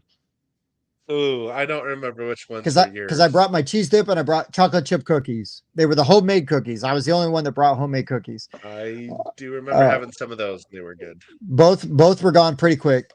Katie brought some Rice Krispie treats. I was digging those. I was very excited. But anyways, I got to play Glory to Rome. Glory to Rome. And it's now off of my shelf of shame. That is the oldest game on my shelf of shame. So now that I played it, I know how to play it. And it was amazing. It was great. I had a really good time. And yes, Winston, the official mascot of the Board Game Rundown, was there. It was really good. My children were happy because Winston was there. Winston was so tired. And if you ever wonder what Sir Winston looks like, just get your copy of Raccoon Tycoon from friend of the show Glenn Drover, and find the white top dog card, and that's exactly what Winston looks like. Oh, glory to Rome! True. Oh, don't tell our buddy TJ Swing, designer of Hike It, that Glory to Rome is the better game. And then, yeah, Jazz, you're right. Winston is always better than Bob. He doesn't. Okay. There's nothing appropriate I could say. So I'll just say that Winston is cuter, and that's it. I'll leave it at that. I won't say anything else. But yeah, I finally got to play Glory to Rome. Super fun. Really glad to play it. And it wasn't Foundations of Rome. So I, by default, had a good time playing. It's been years since I've played it. A game I used to play with my old group quite a bit. But yeah, I need to play that one again. I find, you go years without playing a game, and you play like hundreds of games in between, and then you play an old game, you just gain like this new appreciation for it because thousands of games have came out since it, and you still enjoy it immensely. Seriously, Imperial, just like, I was like, oh my God. It was just like, that's so good though, dude. Collection. That's why when we do our list, like our favorite games we played of the year. New to you. I love that. New to you, right? It's such a good list for that reason. Because you can play a game that's 10 years old, and it's like, this is the first time I got to play this game, and you're like, I don't care. This game's evergreen. Like, it's still good. Like, whatever. No, it's great. Anyways. Now, I had played that one before, so it won't make that list. I will tell you, it's definitely in my top 50. I'm just, I just need to get it and force you guys to play it. So it's really good. Okay, so it was requested that we talk about the Ankh expansion. Sam. Hold on. Let me just say, and you shall receive, sir. Let me just say, I'm bringing a semi-painted copy of Ankh to Origins. I really hope you play that with us, because I'm going to bring mine. Awesome. and I want to play that. And if I am able to play that in Cthulhu Wars in the same convention, I could just die a happy man. I'll just put that out there. Anyways, Michael, please continue. Okay, so here's what happened. Okay, so Jason had to leave because they had to take their kids back to their place, get them to bed. Tim had to leave because he also had young kiddos that had to get in bed. And once Tim left, and Jason they decided left, to play my favorite game of all time. it was just me, Spencer, Bob, and Dan. We played Rock Band for 2 hours straight. And we were all just switching back and forth. I was doing vocals and then guitar and then drums. And it was just like, oh my gosh, it took me back like 15 years ago. It was so fun. I used to play jealous. that game every single day. I mean, I would have loved to have played Rock Band with you guys. Not to brag. I would have loved to have played Rock Band with you guys. So 2-hour jam session of Rock Band. And then Spencer left, and it was me, Bob, and Dan. It's like, what's a game we've all already played that we could play that's not too long, but still pretty epic? And we decided to play Ankh with the Pharaoh expansion. Sam, you were 100% correct about the Pharaoh expansion. It adds very little rule overhead, and yet it adds so much more strategy to the game because now you've got this extra board and you can move your pharaohs around the board. And if you have the most pharaohs in an area, you get this benefit. And you're like moving a pharaoh around the board and you can summon extra figures where that pharaoh is, but there's like 12 pharaoh cards, so you can make the pharaoh do 12 different things. Every time you do the monument control action, which you get by moving your action marker to the very end, not only do you get to take control of a monument, you also get to you do the pharaoh board. So whoever has majority, you get these extra actions when that happens. Oh my gosh, Tim, he's right. I would never play Ankh without the Pharaoh expansion. Here's the thing, Mike, is you officially right now, it's on camera. You do not have a choice. We are playing Ankh with the Pharaoh expansion at Origins. I don't care if it's just you and me or if we got to drag in some freaking randos. It is happening. It is absolutely happening. I have a feeling that Sam's going to be there. We need to make sure, if we can, that Sam's there for when that happens. Dude, I cannot wait. Listen, I had a good time. Jason and Katie's Airbnb was literally like 1 minute from my house. They were basically in my subdivision. Where their Airbnb was. So after I got my kids to bed, I buzzed over to their house and I played a few games. Tonto Corey being one of them. Unfortunately, Mike lives about 35 minutes from me. I wish Mike, if Mike lived that close, we'd be in trouble because we'd be 30 minutes. But yeah, it's still long enough where like on a weeknight, it's like, Tim's got kiddos, But yeah.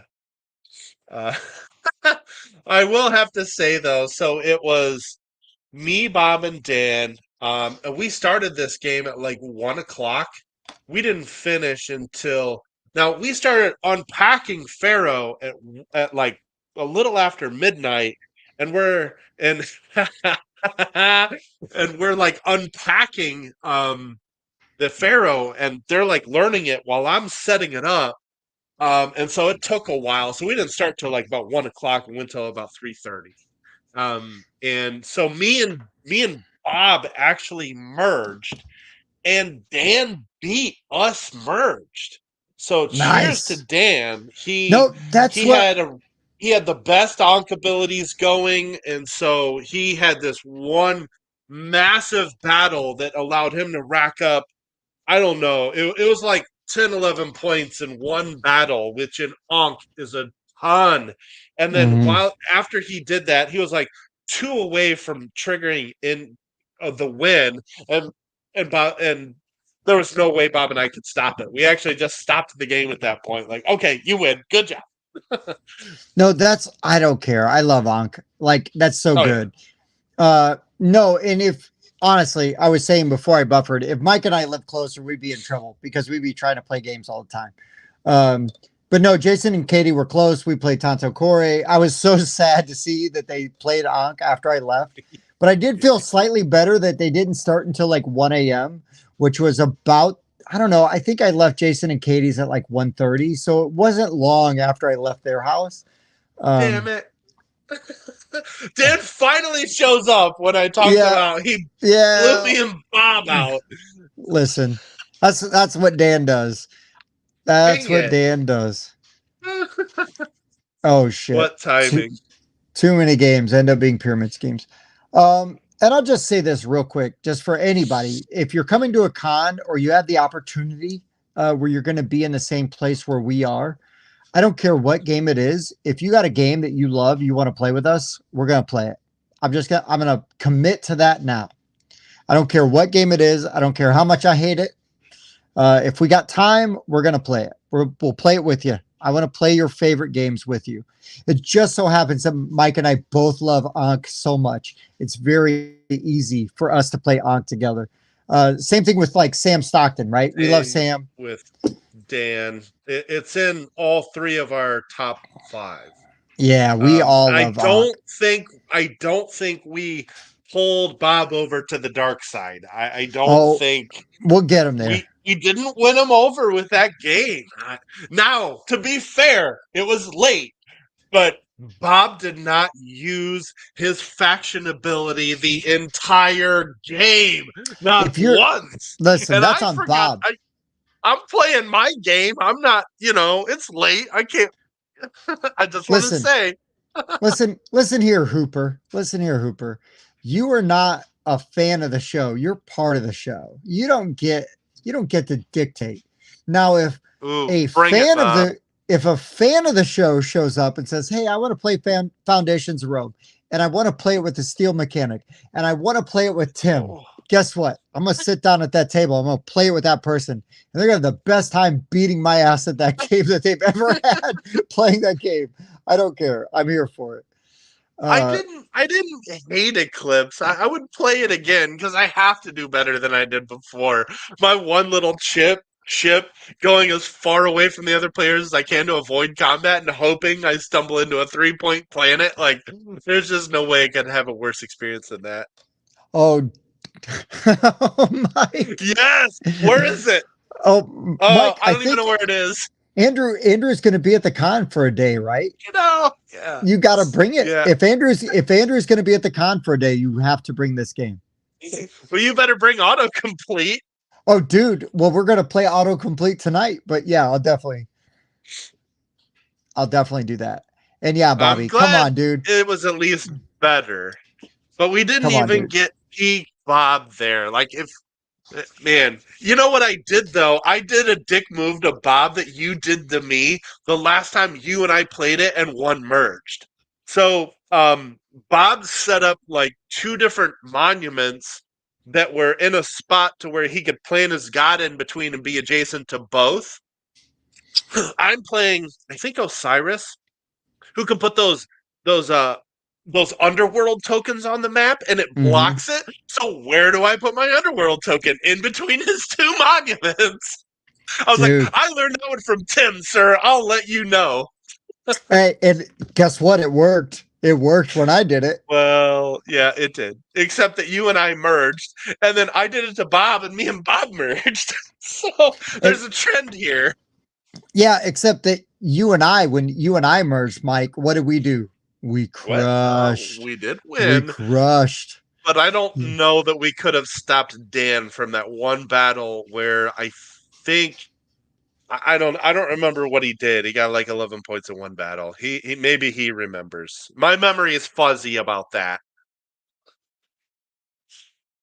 All right, Tim, let's do maybe one more. What you've played.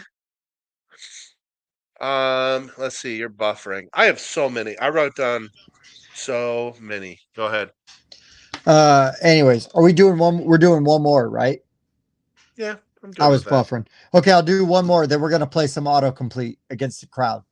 All right, I'm gonna talk about this last one because this was a game that still might be my game of the year, and I've yet to win, and I don't care. But right now, this is in the running for my game of the year. This is my favorite game I played this year, and that is Thunder Road Vendetta. Holy crap! This game is just so stupid fun. This is not like somebody who feels like they really need to have a good strategy to win the game. Now, I don't think you're going to win with a bad strategy, but you have to totally be okay with your strategy not working and getting blown up by dice rolls and things like that. Yeah. So when we played this recently, so if you watch the review, when we played it, we played with asymmetric players, but we didn't play with the motorcycles or the big rig. So when we played this on my birthday, for my birthday weekend, Bob played the motorcycles, and I was like, you know what? I'll play the big rig. Like that way, we've seen all the expansions. They both play completely different than just playing asymmetrical, drivers. They were very and the big rig is all linked together, and they're all considered large targets, so they're very easy to hit. And the motorcycles are all small targets, but they're very easy to hit with your vehicles. So Bob and I were the only ones that have played this game before when we played this again. And I figured out early that all we needed to do was to ram Bob's motorcycles into immovable objects, and that Bob's units would die, right? And then for me, all of my guys basically would, they were very easy to hit. Yeah, it was the biggest rigged game ever. Anyways, this game was chaos. Crazy crap was happening. People are ramping off and like slamming into the side of a mountain, or no, they were landing on a space with a helicopter. Almost 2 times consecutively, people hit a ramp and blew up into a helicopter. Oh my gosh, it was amazing. They needed like a very specific role for that to happen. It was like, okay, now if this happens, this is going to happen. They're like, I'm going to try it. And I don't care. Like, I love games that are like that when you know you're in for a game like that. If you're playing a game like Eclipse and you're like trying to plan out multiple turns ahead and you get screwed by dice rolls, that sucks. That's not fun. When you're playing a game like Thunder Road Vendetta and you get screwed by dice rolls, that's part of the story you're telling about this game the next time you're playing this game. You're like, holy crap, you won't believe what just happened to me. This happened last time. This was amazing. If you're on our Discord, I believe Dan shared some pictures of like, I had 3 helicopters lined up against my big rig trying to destroy me. Yes. And I knew I was screwed. I knew I was going to lose the game, and I didn't care because I was having so much fun playing it. I was having fun ramming people off the road into the sides of mountains. That game's so stupid fun. Terror Below. Yes, David, exactly. That's why I love Terror Below. That game is stupid fun. Crazy things happen. You're trying to get worms to pop up underneath your opponents or where they're going to hit your opponents and everything. And yeah, it's Tremors, the board game, which is a super fun horror movie from the 90s. I will not speak to any of the sequels, but I will say the first one with Kevin Bacon and Michael Gross and Reba McEntire, really good, really fun. And yes, Terror Below is the embodiment of that board game. But yeah, Thunder Road, super fun, wild madness, and really crazy. Tons of fun. Love that game. I've yet to win it, but it's been my favorite game I've played so far this year. Mike, I got a comment from Dan, and then we'll go into your last one. Drought card, which is if you win a battle, it's a devotion for every guy that's in a fertile region, or no, who's in the sand region, the desert region. Yeah. You can, if you pull that one off, you really can get a ton of points from it. And then, yes, Bob, when I was playing Thunder Road, I was the semis and I was dropping traps behind me in a narrow pass just by dumb luck. Because we randomly picked what boards we were playing, down the road, literally. And one of them, the middle one, ironically, it had like a mountain in the middle. So you had to like bottleneck either on the top or the bottom of the tile. And I went one side, and I have this ability to drop traps behind me. And of course, I'm going to do it when you don't have the ability to avoid them. It was amazing, super fun. I don't care that I lost. Really good. And then, yeah, David, if you're around, dude, and you want to play Thunder Road sometime, and I know you're going to be there, I'll bring it, and we'll make it happen. So, Thunder Road, I liked it. I didn't love it. I still love it. I don't care. It was fun. I definitely didn't like it as much as you guys did because the ending felt really anticlimactic. Like I kind of just knew I was about to win, and it was sort of like, oh, okay, I won. I mean, like in between all that, the like explosions, there's still a story to tell. So I do appreciate that part, and I'm with you there. Like, okay, Pat rolls, hits a ramp, explodes into a helicopter. Oh, and then Jason hits a ramp, explodes into a helicopter. Like that was hilarious, and I'll talk about that for a while. So I'm totally with you. But I love racing games, and this one. This isn't really a racing game as much as it's an endurance game. Random destroying each other, anything can happen type thing. And I don't expect people to play more, love that the way that I do, but what I love about it 100% is I love a game that I play that I walk away telling a story from. And that's a game that I can tell stories from both times I played it, where you're like, holy shit, dude, you wouldn't even believe what happened last time we played this game. You know what I mean? So maybe there's something to that. It's kind of the meh as you're going across the finish line. Yeah, the winner is almost arbitrary. The winner is almost arbitrary. Because of the way things go, though. Like I just have so much fun playing it. It doesn't matter. Yeah, it's no, I'll play it again. There's definitely some exciting moments to it. Okay, so my last one I want to mention. I had so many written down. You know what? I got to do it. So this is a current Kickstarter campaign. Okay, so let me actually pull it up. So we got a chance to preview this game, and okay, yeah, maybe it's plugging our channel a little bit. And while I'm at it, if you're still with us, give us a thumb because we're terrible at asking for likes and subs. Mike, I was going to say that when we were done with that segment, we need some thumbs up.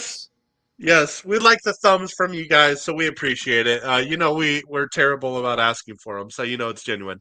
But really though, like it doesn't matter that they sent us this game.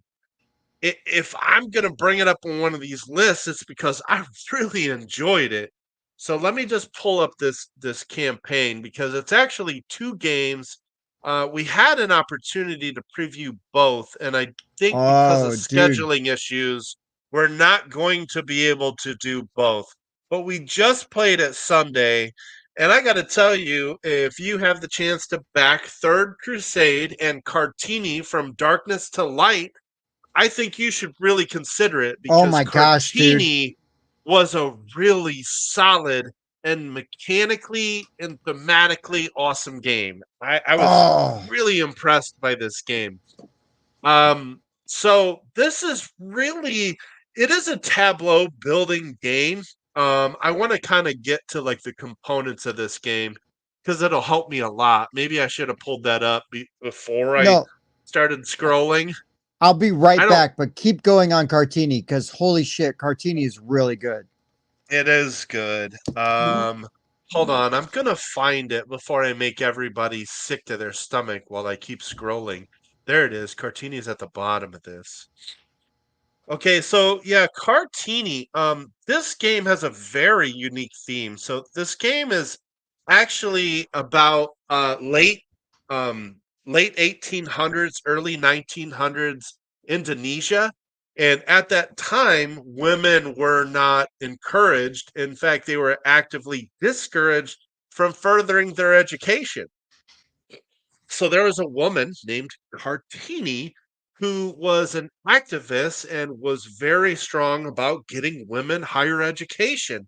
And so what you're doing in this game is you start with a school in one region of Indonesia, and you're able to pull students from those areas, but it's actually a tableau building game because you've got these cards that you're recruiting, and they might be military, or they might be patrons, or they might be politicians. Well, what your military allows you to do is move your schools from your starting area to other areas of Indonesia and then build a school, which means you can recruit different colored workers from those regions. Well, you need different colored workers because to activate the different colored cards, you need different colored workers to activate them. And so you have to strategically think about, okay, I need a military card, then I need to build a school in this region, and then I can get that worker, and then they can activate this politician for me. And just the way those mechanics are intertwined, I was really impressed with that. On top of the fact that it's really thematic. I mean, yeah, they actually had to get the military involved to like spread like schools to different areas of Indonesia because the government was actively working against allowing this. And so you've also got like politicians that are allowing you to get like special bonus markers. Every time you do this, you get points, or every time this, you get income. The patron cards that you can recruit also allow you to go on this board, and you're getting like area majority bonuses off of these. And it's one of those games where like one person passes and they're done for the round, and everybody else can keep going. So if you're able to use the patrons, which is what I did, to get more resources middle of the round and extend your turn while everybody else has already passed and they're just watching you, it feels really good. And I just got to tell you, this is a unique theme. I'm pretty sure this is even a first time designer. Her name is Sharia Undini, and this is from Ion Game Design. Again, I have no obligation to tell you about this game. It's one of the more recent games I played that I was impressed with, and that's why I'm talking about it. So, Cartini and Third Crusade, if you have an opportunity to back this, I would do it. Yeah, I was really impressed with Cartini. I have not had a chance to play Third Crusade yet, but what an exciting game, a unique theme, something I was like clueless historically to. Yeah. And that's fine. I love history. So I love learning new aspects, you know, and new approaches and perspectives. And yeah, Andrew, I did just appear because I was buffering conveniently while I was gone. But no, Mike, thank you for bringing up Cartini. It was really good. The more I thought about it, kind of after getting away from it, I'm like, man, that game was really good, really interesting, unique. The theme felt important and not pasted on, you know, like unique to the game. Mm-hmm. And yeah, really good. Enjoyed it quite a bit. I'm really hoping that our video can come out tomorrow. Because yeah, I gotta. Oh, go on. Yes. Yes. You already know. I won't say it here, but you already know we need that video out tomorrow because they only have a $10,000 stretch goal for this, and they're only at 14,000 at the moment. And you know, when we preview games, we don't always know what we're getting into. We're a smaller channel, so sometimes that means dealing with smaller publishers or even first-time designers, and so we really don't know. And as far as I can tell, this is a first-time designer on Cartini. And here's Bob with, you know, we got printed out rules, which it was a prototype. Again, you don't know what to expect. And then, like, we did that video, and I was driving home, and I was thinking about that game. And then, like, the next day, I was thinking about that game. Yeah. And that's just when you've got a really well done game, is it makes you think about it days later. Cartini was excellent, guys, and it's very thematic. It's a unique theme. And I even if had you to don't bring it care up. about the theme, it's a really good action selection, worker placement Nice. kind of game, It's it's got tableau building like I really haven't quite It's seen. crunchy, dude. It's crunchy and it's good, but not hard to learn, I don't think. No, the mechanics were pretty simple, but the way Yeah. they worked with each other was really well done. And yeah, David, the Hey, board game seriously. rundown did get educated, and I'm down for it, dude. Yeah. I'm down In for it. fact, I said I was gonna do this when I talked about this game, and I knew ahead of time I was going to, so I'm just gonna do it real fast. In Kartini, you manage schools for girls where girls from different islands of Indonesia come to be students. As they graduate, the students become politicians, fighters, patrons, or teachers, further advancing education for women and supporting the fight for the nation's freedom. You celebrate the triumph of girls' education. The game takes place in Indonesia from late 1800 to early 1900s during the country's struggle for independence from Dutch colonialism. This was the era where Indonesian young women were stepping up to the plate, leading battles and participating in politics for a free Indonesia. And Kartini, again, was the main woman who led it all. Yeah, really, just really cool, really amazing theme, and I love it when it teaches me new things.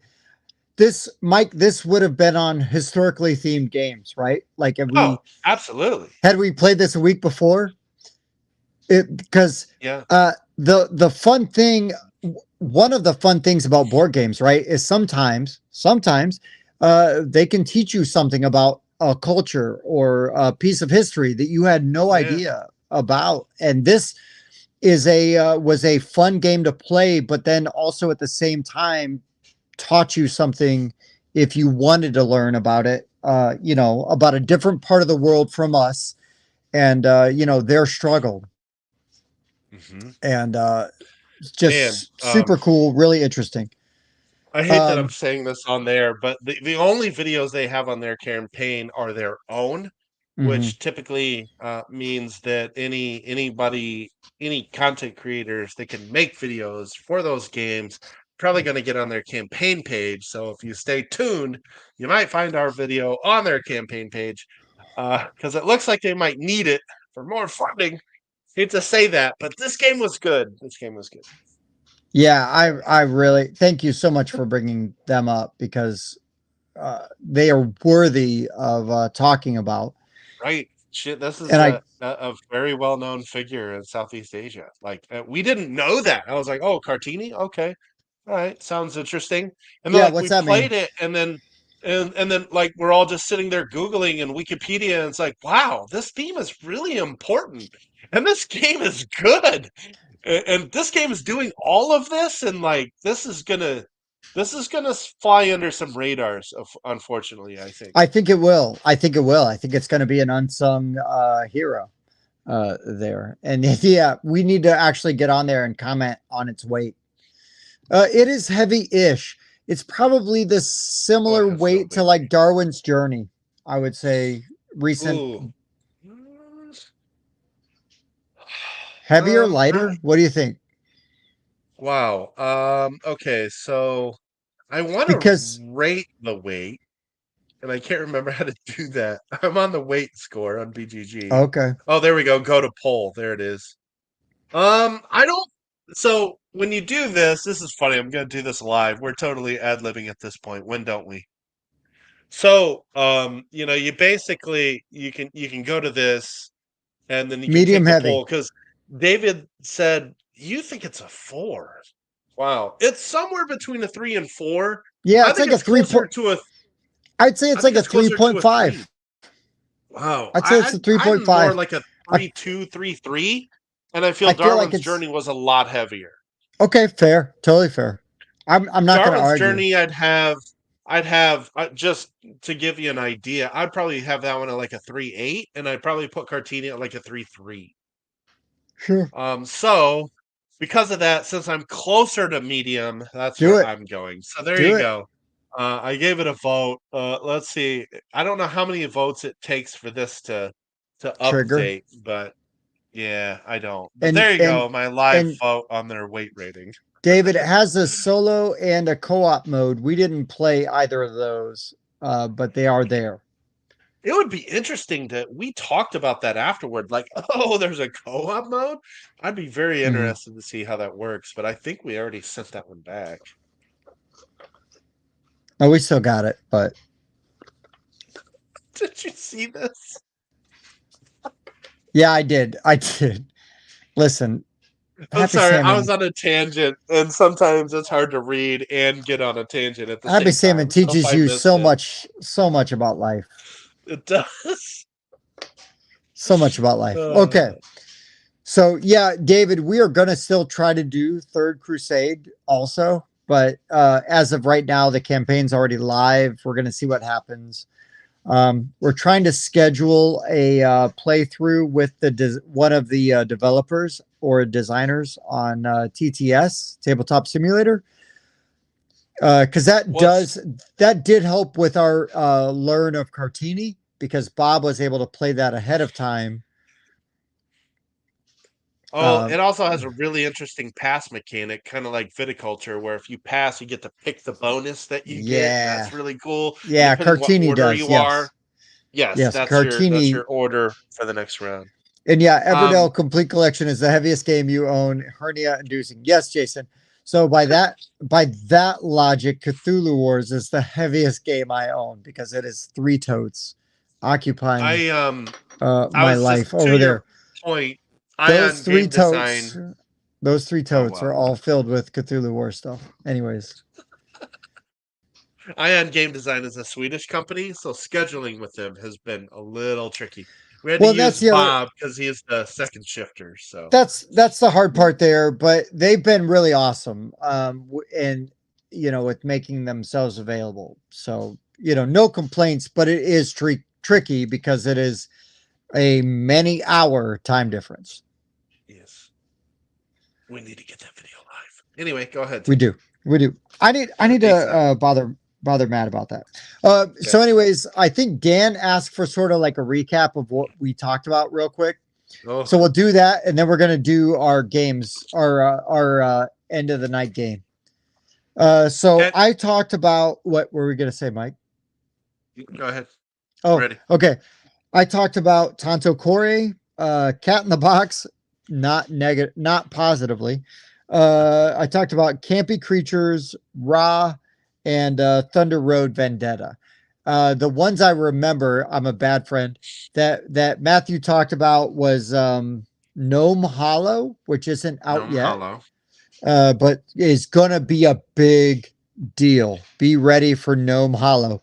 And then the Revolution. He played Revolution, Sid Sackson's Revolution, but it is going to be rethemed with a Pathfinder.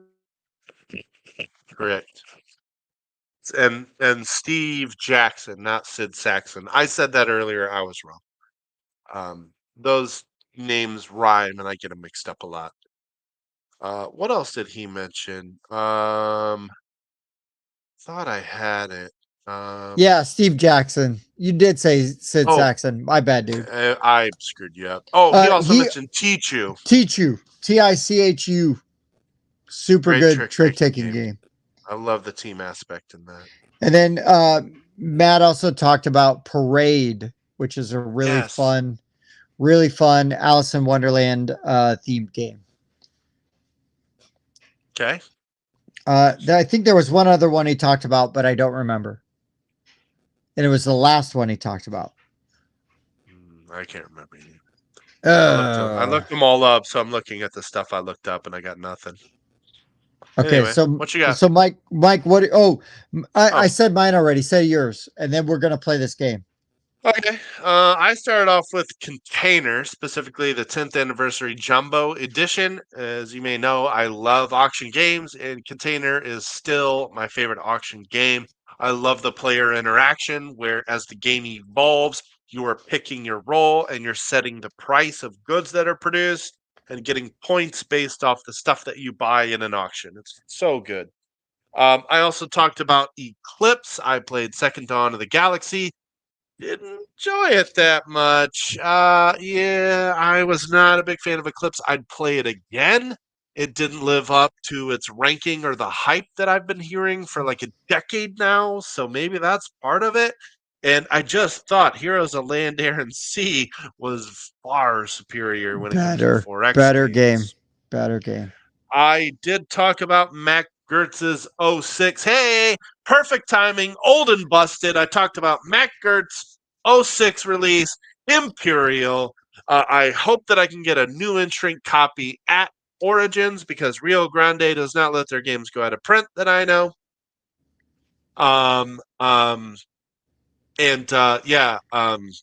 Imperial is amazing. It's not a war game. It looks like one.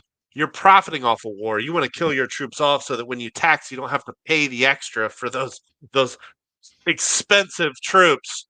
And so I got a moth in my basement. Kind of a big one. Sorry, I'm distracted by it. While you're distracted by that, I just want to let Jason know I did talk about Tanto Core when I finally played it with him. Yes.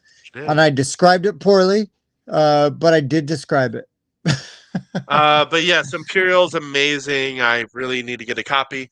I talked about Earth because I just can't get enough of this game. If Inside Up has some deluxe in their booth, I might just pick that up. Earth is really, really good. It makes you think about engine building, not just in a horizontal fashion, but also in a vertical fashion. And then even cards can score off of each other's if they're diagonal to each other. So it's just this whole extra dimension to engine building, which I haven't seen. I just love it. My last one was. Oh, I did talk about not Foundations. Glory to Rome. A game I like way more than Foundations Rome. Oh, and my last one was Cartini. It's currently on Kickstarter. Yes. We played it Sunday. It was such a surprise to me. It's a really good game. If you get the funds, check it out. No, and yeah, that was a game that video. Yeah, coming soon. Hopefully, will be out tomorrow. That was a game that sat with me for like a little while. That Cartini, like how like my sister described it really well. Julia said, when you're thinking about a game the next day or the day after, and you've played it, and you're like, oh yeah. Yeah, like I'm still thinking about it. It's good. It resonates with you, and it's in there. I don't think Andrew has played Earth yet, and I'm a Wingspan fanboy as well. And I honestly think if you really like Wingspan, you will really like Earth, and I don't see how you couldn't. As long as you don't care about the lack of player action, I think it's excellent. I did want to add, since Jason is on, that we played QE. And he since told me that he bought it. And he bought it. So anytime I get to teach Jason a game and he goes out and buys it, I'm just like, yeah. Oh, spoiler alert, Mike. He bought the fancy checks too. Oh, of course. I mean, why would you want to have just like regular art of your country when you can get Ian O'Toole's version of a Canadian dragon? Yeah, Canadian Dragon. That's the most important version. No, I was so excited that other people seem to be enjoying QE as much as me. Again, it's kind of like Thunder Road. That game is pure chaos, and I don't care who wins. I have so much fun playing it. It plays fast, and it's kind of wild because you're like, wait, what did you bid on that? Because holy crap, I know I bid a lot of money. Too much money. How did you win that? How did you win that tile? Yeah, QE is so much fun. It's so wild. I don't know. I know, like my brother-in-law Patrick, right? He needs more information to make decisions. And I just love playing fast and loose and shooting from the hip with games like that, If anything, I might house rule that you can look at the winning bid like 2, maybe 3 times instead of 1 for those types of players. If you wanted to help them enjoy it. But I just love everything that game does. if that makes somebody else really happy and helps them like the game better, fine. But for me, I just love the Wild West nature of that game. Okay, guys. Oh boy. That was our recap. That was our recap of the games we played lately. We have started a new thing on this game where we're going to play the worst game that I received for my birthday as a gift, and that is a game called Autocomplete. This is a game that came out. We're demoing at Origins now, I guess. Oh, we're playing this at Origins for sure. We're. Oh, wait. Whoa. The best weapon is the weapon you never have to fire. I respectfully disagree. That's how Dad did it, and that's how America does it. Oh, Imperial. Nice. I love it. Yeah. Deterrence is a real thing. Anyways, we're going to play some autocomplete. But here's the thing. Mike, I'm going to trust you because you're a pretty trustworthy guy. I'll look that way. We're going to do this over here. So. We're going to do this Family Feud style. So in autocomplete, I have 1, 2, 3, 4, 5, 6, 7, 8, 9, 10 answers that can apply. If Mike gets one right, he's going to keep going. If he gets one wrong, we're going to throw it to you guys for the steal, and you guys being the chat, y'all that are watching. If anybody in the chat gets the steal, then Mike loses the point. You guys automatically get the point. We'll move on to the next card. We're going to do this till we're done doing it. But if Mike gets one right, he's going to get to keep going. If Mike gets the first one wrong, and then you guys get one right, Mike will have the chance to steal it back. I'll just put that out there. And then we're just gonna go for points. They're arbitrary. Who gives a crap? They don't mean anything. But we love hanging out with you, and we appreciate you being here. So and I may be a good bluffer, but when I say I'm going to be honest, that means I'm going to be honest. So this is a box. It is going to the right side of my laptop, which is where I can see the comments. And additionally, I'll look over here, but even if I do, comments are completely covered. I cannot see them. So yes, David, like they say in yes. What is it? Whose line is it? Yes. Anyways, no, the game is made up and the points don't matter. The points don't matter. The game is made up and the points don't matter. I'm going to channel my inner Drew Carey while you guys do this. Autocomplete. There are 10 choices. As of 2017, these were the top 10 autocomplete options for Google. If somebody typed into Google, Mike, are you ready? Yes, I'm ready. Screen's covered. If somebody typed into Google, can robots blank? What do you think? Can robots take my job? Take your job? No. Yes. That is not one of them. I'm throwing it to the chat. Oh, dude. Oh, there's so many good ones. And no, Dream of Electric Sheep should be the correct answer. Because that is... Was that Jason? I'm just going to guess. It was Jason and Trevor. And Can Robots Dream of... It is a Philip K. Dick story that is what Blade Runner is based on. So, Mike, it's back to you. Can robots blank? Can robots think for themselves? No. Oh, wait. Yes, I'll give it to you. It's the last one, and that is one that the people in the chat put. So, Mike, you got to go again. Can robots what?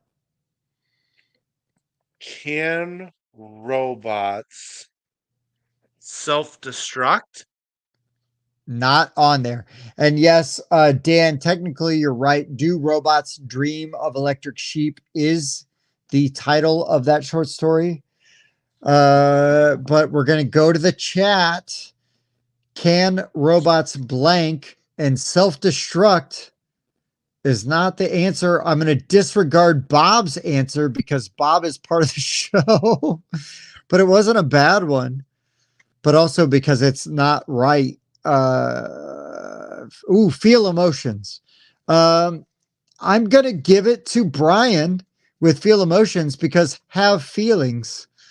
So Mike, you got to seal it back. If you don't seal it back with this one, the group chat gets the point. What was that one again? Sorry, I Can robots feel emotions? Have feelings is the technical. Have feelings. Can robots? And you've already said think, and we know think is not it. And dream of electric sheep is also disqualified. Think for themselves, I think is what I said. So that's already been said. Yes. Can robots take over the world? Oh, that is word for word one of them. Well done. That's the second one in there, Mike. Nice. So do we throw it back to the chat? In the next chat I see if they're wrong, they lose, or do we say that you have to say another one? We're making up rules as we go, so it doesn't matter to me. Whatever's the most fun. Okay. We'll say because house ruling this game is the only way it's going to be good. Okay, so we're going to say that the chat has to get the next one right. Okay, so Trevor says replace humans, and we are still alive. So Mike, it is back to you because can robots replace humans is there. So we have so far, can robots have feelings? Can robots take over the, or no, I kind of gave away one. Can robots take over the world? And we'll say have feelings / think. So, Mike, you got to come up with another one. Man, we've already said like 5 or 6, so I'm running out of them. That weren't right, though. You got to get one that's right. Yeah. Okay. Can robots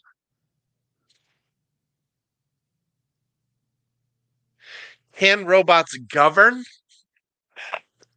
Yeah, it wasn't a good guess. No. I'm gonna just see if the chats can get one. I'm gonna skip Andrews, even though I love him. And Andrew said, "Can robots do the laundry? Can robots make robots?" Trevor, no. Wait a minute, that Jetsons robot did their laundry. That's a lie. It did. So they got it wrong. And no, Brian, I love you, buddy, but you got that one wrong. Also, robots cannot get sick. That's not on there. And robots cannot play sports. So we're going to give that point. Robots call the Major League Baseball strike zone? Yes, they can, Mike. But I will say though, Mike is going to win this point against the chat because he got the last one right. But wow. Trevor, I would give you this one out of just because it's one of my favorite movies from the 80s. But yeah. And then Trevor, you're just a little David, you're just a little too late. Because feel pain was one of them. But you just came in late. Okay, guys. So we're going to move on to the next point. You were in front of the chat. The nice thing is we're making these rules up as we go along, so who cares? Right. Mike, you get first dibs. And yes, okay. David, I'd buy that for $1. Yeah, both Davids, David Brown and David Godfrey. It's my favorite line from RoboCop. Holy crap. Paul Verhoeven. I love that movie so much. Mike, autocomplete. When you die, you blank. When you die, you... Oh, there's some good ones on here. Oh, Mike, you're still alive. When you die, you poop. Hey, we got Nix here. Nix is here. We're house ruling the dumbest game ever that Tim got as a birthday present, but we're making it fun. And Nix, I'm glad you're here, buddy. And then yes, when you buy, is that 1.2 million? Oh, we're playing QE. Yeah, it's die, not buy. Thank you. Thank you, Andrew, for showing up. So Mike, you're still alive. You got to go again. When you die, you said you poop. What'd you say? Yeah, I said you poop. Yep. When you die, you see your life before you. I'm probably not wording that right, but that's gotta be. There is no variation of that on here. Wow. Okay. I'm going to give Jazz credit for when you die, you go to heaven. I'm not sure I understand. Uh-oh. Alexa doesn't know what heaven is. Yeah, no doubt. She definitely does not. But I will say Siri. We're gonna stay in the chat side and not throw it back, because when you die, you go to heaven, is what Trevor says. So we need another one before we throw it back to Mike. I guess we'll throw it back to Mike. What the hell? Mike, give me one or you lose. Okay, when you die, you go to hell. No. What? No. Well, only Christians Google, I guess. I don't know.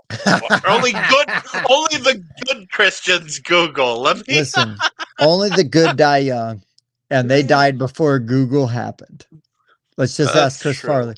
So, you know what's funny is that's a very famous Billy Joel song, right? Only the good die young.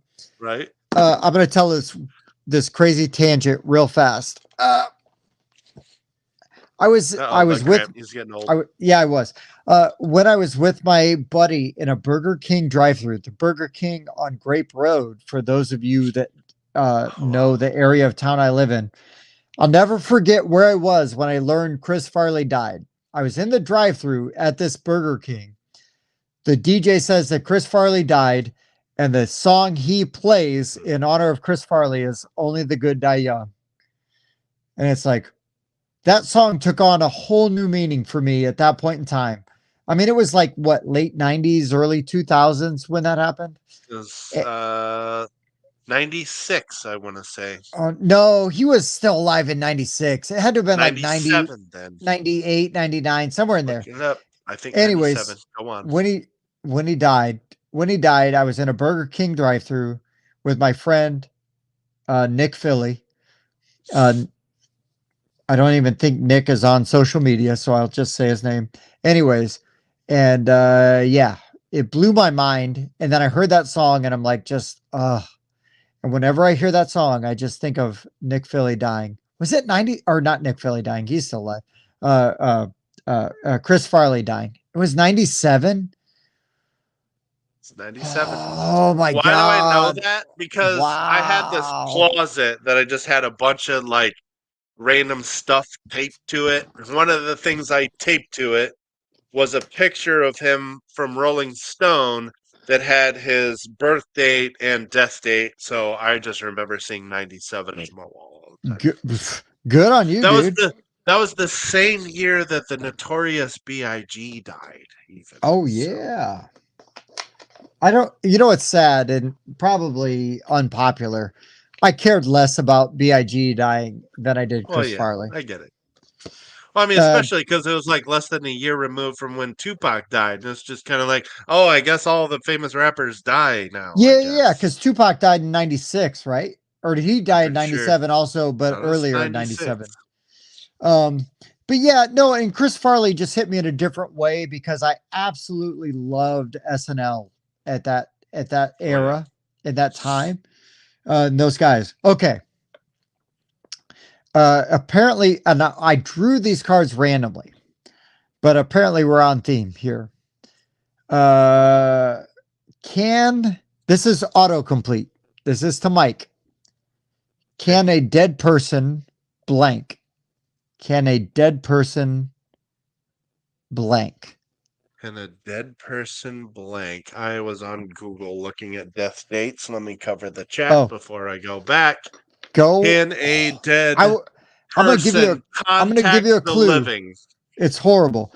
Oh, okay. Contact the living. Speak with the living. Hold on. You know what, Mike? I'm going to give this to you because it says call you. So I'm going to give you the point because call you is like the 7th. Oh. We lost you for a second. How is it possible that a dead person could call you? Like, why would anybody even look that up? Now, it is a form of communication, so I appreciate you letting me have it. But of all the ways a dead person could communicate with me, calling me is the last one I would have thought of. So it's a weird thing to put in Google, but okay. Thank you. Okay. So yeah, it is weird. Thank you, Mike. Text me, my dead uncle. Please text me. What the heck? Can the dead people email you? Is that fair?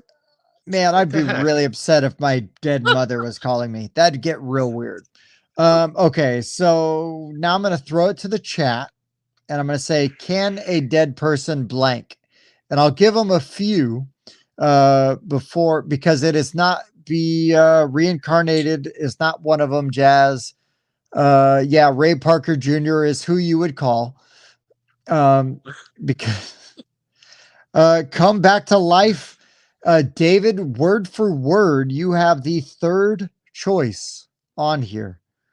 So, Mike, it is back to you. It is yours to lose. I'll tell you that feel and poop are not good ones. Well, there are good ones, but they're not viable answers for this. So don't say poop. Dead. Can a dead person blank? And this is auto-completed. The top 10 auto-completes. This is like one of those like crappy Facebook, like, hey, you're stuck on an island with your 3rd at, and it's always, whoever. And it's like, I don't care who I'm with. If I'm stuck and they're going to give me $1 million and I get to play board games for a year, screw it. I'm down. Let's do it. Can a dead person see the past? I don't know. No. Oh my God, Mike. No, you're overthinking. I know. I kind of said that before. I'm really drawing a blank. It was a bad guess because I had nothing. I'm throwing it back to the chat. Can a dead person? And no, listen. Pretty much already got their point. Vote was amazing. I think vote would have been great, but it is not on there. And I know we're close to Chicago where dead people can vote. And I say that as a fairly liberal person. And Wisconsin. Oh, that's an interesting one. I'm gonna let one other one come through before I answer. Can a dead person? One more. I got some guesses. Trevor, you're wrong. You know what, Mike? I'm gonna throw it to you real quick. What's your guess? I got company over here. Can a dead person see you? Ooh, not there. But I think you still win because dead person cannot buy a house. Was not on there. You not dissolve in acid. Brian, I'm a little worried about you. Dan, also worried about you getting married. And then Jazz, I assume, is not related to the question, but she says, I see dog. And yeah, Jazz, you are correct. You see a dog. So guys, you got to up dead people? Can dead people see a little kid seeing them? Well, only if it is Joel Haley Osment. Or Haley Joe Osment, excuse me. I'm looking at the chat because I already lost and I want to see funny answers. No, you won that one. What? How did I win? Because you had the last correct answer. Oh. Are you hitting that dog? I was patting his butt. Okay, guys. So let's just get ready to be canceled because this autocomplete is why do women blank? Oh my word. I'm covering up the chat. Start with the chat. Oh, start with the chat. Okay. Yeah. So I know Jason is from the dead people one, but it would have been in trouble if he had said cash a welfare check. But that's not what he was answering. So oh, okay. So I got one from Jazz. No. I'm going to give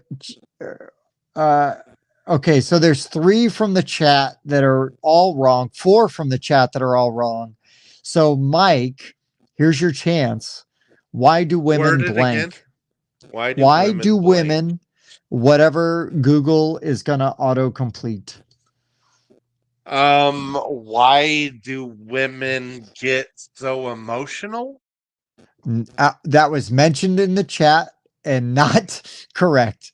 And that was brought up by a female. That was brought up by a female. Thank you, Jasmine. Let's see. Oh, we got one from the chat. Why do women wear makeup? That is the number 3. So, Mike, it is back to you. Wow.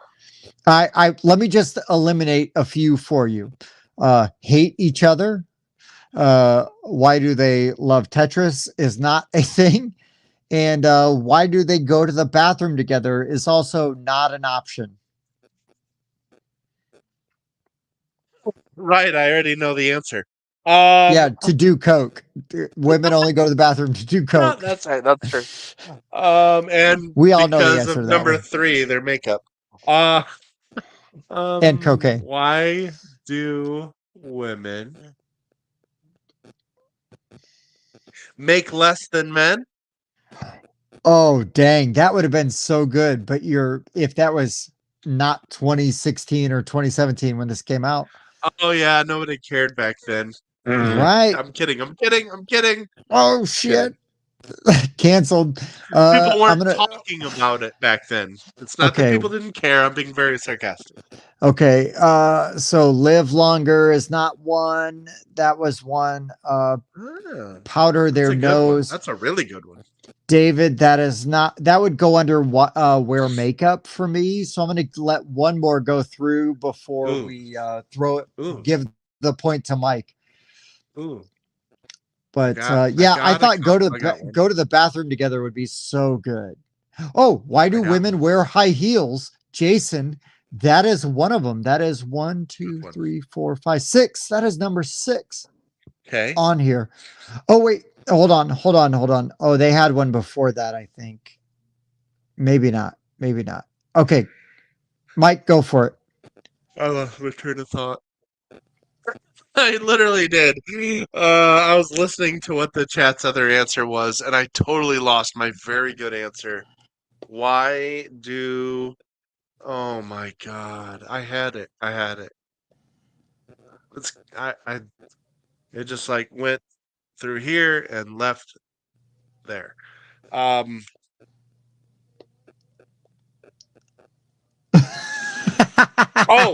do women shave their armpits?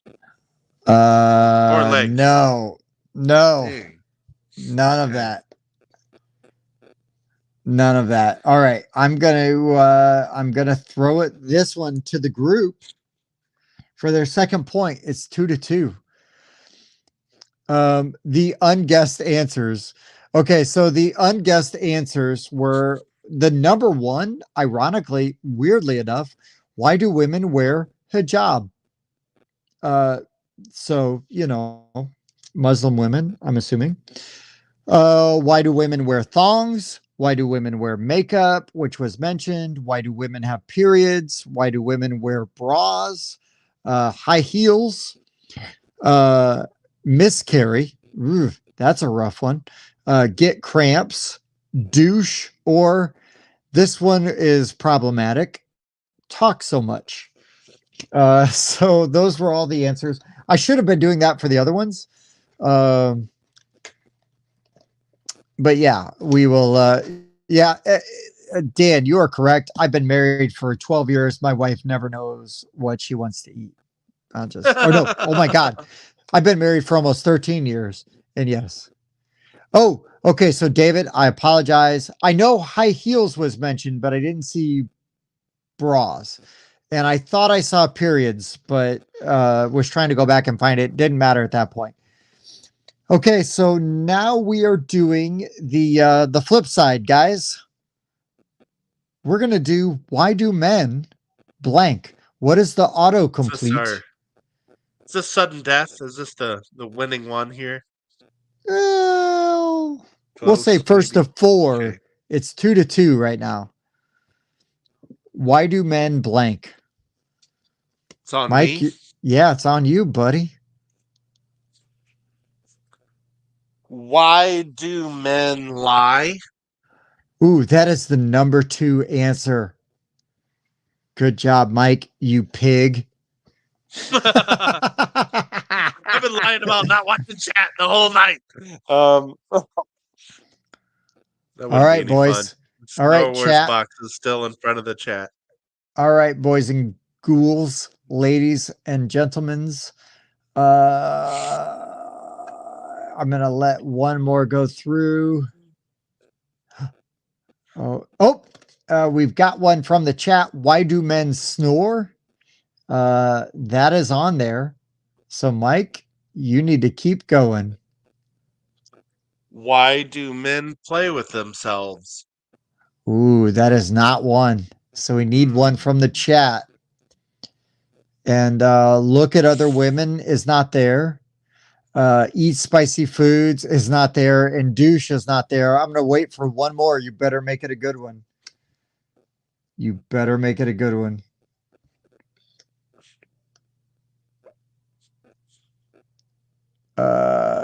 Snore is already on there. Stink is not on there. So we're going to throw back to Mike. Mike, if you get this one right, you win this, but not the game. And I'll get to log another play. Oh, hey, I forgot to mention that I played autocomplete last Wednesday, by the way. You're only supposed to talk about games you're excited to talk about. Oh, my bad. Okay. Why do men obsess over sports? No. Okay. Oh, Brian's got one right away. Go bald. Okay, Mike, if you don't get this, this goes to the chat if you don't get it.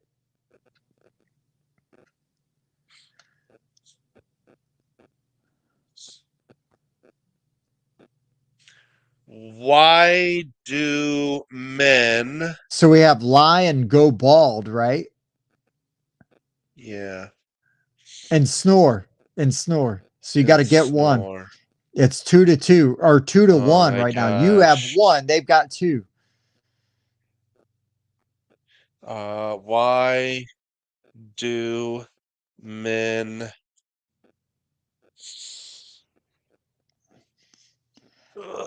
Trevor's got the best answer. Play stupid games like autocomplete. Come on, Mike. Sorry. Okay. Why do men stress about money? I don't know. No, Mike. I don't have anything. Mike, all right. The group is going to win this one. The number one answer is why do men have nipples? Then was lie. You can milk them. Yeah, I have nipples, Fokker. Can you milk me? Let me just get that gesture in there. The other one was lie, go bald. Then there was facial hair, snore. This was mentioned in the chat. They would have got you. Get boners, wear ties, like sex, like feet. And then not all. And the last one, I don't care about feet. I'm not grossed out by them, but I'm not excited by them, Tarantino. But then the last one is why do men ghost? So good. Wow. Okay. Men don't fear commitment. That's not true, says the single 42-year-old. Hey, listen, I was a single 32-year-old that didn't fear commitment, and then I got committed and dropped my mic. Okay, here we go. If the chat wins this one, Mike, they win. Don't throw this because you're tired. This is a competition, dude. Your pride's on the line. I know you like to win, Mike. All right. It's true. Best toppings for blank. Who's it on? You. Well, It's best always you. toppings for pizza. Yes. All right. That's the number one. So now we're throwing it to the group. They also said the first answer I saw was pizza. Second answer I saw was pizza. Ice cream was the is most not, obvious. Figured I'd ice get it out of cream there. is not an answer, guys. I'm going to give you another shot at it before we throw it to Mike. That's not one. It's salad is still not there. I'm going to give you another one, another that was chance. my next guess. It's not ice cream or salad. What? Yeah. Okay, okay. It's not waffles. Come on, I'm going to give you guys one more shot. I guess waffles, Mike can win this one. Oh, waffles are better than pancakes. Brian got one. Burgers. Best toppings for burgers. Nice. Okay, yeah. Mike, we're throwing it back to you. Best toppings. I wouldn't call them toppings, but maybe some do. Best toppings for tacos? Yes, tacos is on there. And then the chat says hot dogs. That is on there. So we're going to throw back to Mike real quick. The perfect hot dog, by the way, is just relish, onion, and mustard. For me, the perfect hot dog is just ketchup. It's on a sesame seed bun. Sinner. Yeah. Yeah. Or a chili cheese dog. So pizza, burgers, and pizza, burger, tacos, and hot dogs, right? Have all been mentioned? Yeah. Okay. So it's to you. Best toppings for a pie? I'll give it to you. It's cheesecake. Cake was the other thing on. Yeah. It was pie or cake. To me, that's the same thing. I don't eat cheesecake, so we're good. Sandwiches is not on there. French fries is not on there. You guys, I know, David, cheesecake's not a pie, but to me, pie and cake fall in the same category. Jason, though, coming strong with nachos, and I will say baked potatoes. Good one. Baked potatoes is not on the list.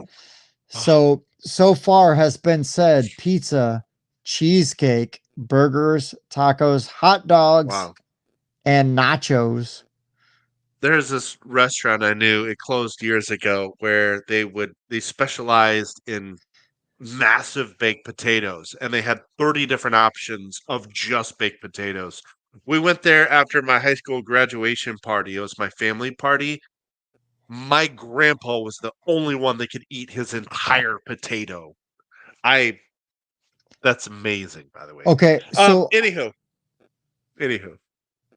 These are all food. These are all food items. And I know pie and cake are different, but I think, to me, I'm very basic. I'm a basic bitch when it comes to that stuff. I lost my train of thought again. I had one. It was pretty decent. Best toppings. So it's not pizza. It's not cheesecake. It's not burgers. It's not tacos. It's not hot dogs. It's not nachos. There is a potato option. I got it. This is very regional, but I'm just going to throw it out there. Best toppings for poutine? No. Dang. Okay, throwing it to the chat, and it's not chicken, steak, or cookies, or spaghetti. I'm going to give you guys one more. And if you don't get one, Mike is going to win. And I'm not going to count mac and cheese because that's from Dan, and he's part of the show. Eggs or French fries? No, you guys are both wrong. Mike is going to win this one. Wait, let me see if I can get an official steal here. Okay. Nachos was one and tacos was one. But could it be best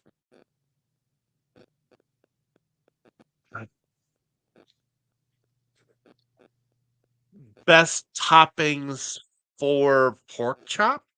No. Right. We got to steal from the group, though. We just got to steal from the group. And Mike, since you threw it out there, it's going to happen. Best toppings for popcorn, Andrew, or David Brown.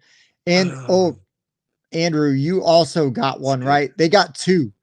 So Mike, you got to get one and you got to hit it on the money or the group wins this because game we're of at like autocomplete. 9 now.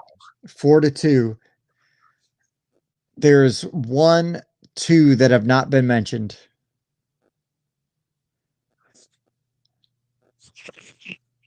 Two that have not been mentioned.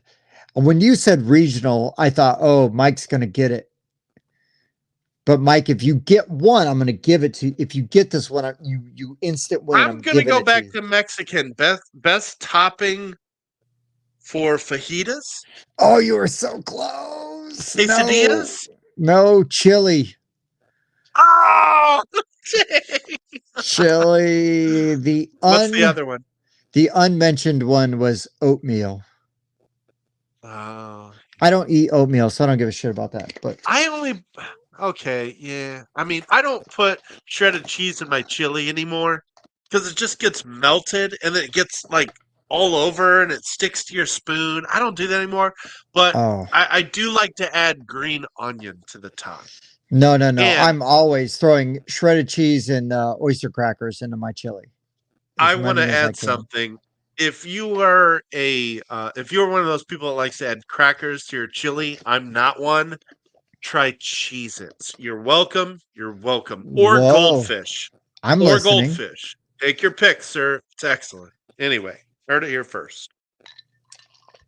All right. I've got like 20% left on my phone. Let's just goof around. This is Mike.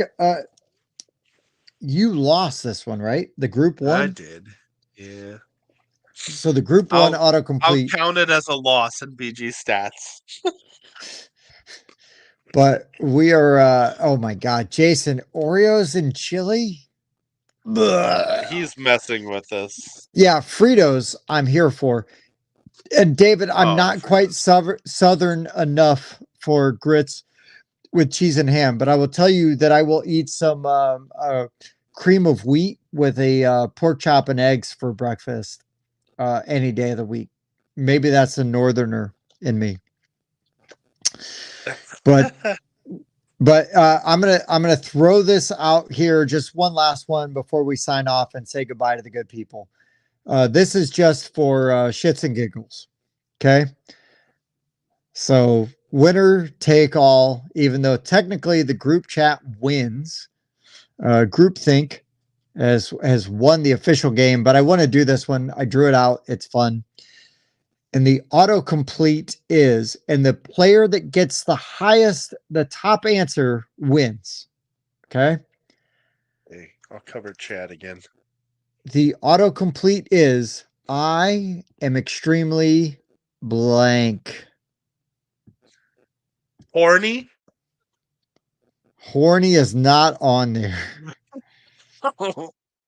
Hungry? Well, let's see what the chat says. Hungry's not on there either.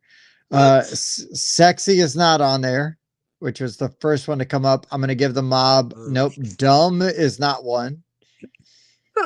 Brian, thank you. Tired and ugly. Oh, tired is on there. So Mike, I'm going to throw it back to you with tired. You have to have one that is, I am extremely blank, and it's got to be higher up than tired. And I will tell you tired is number 6. Ooh. 6. No, number 7. Excuse me.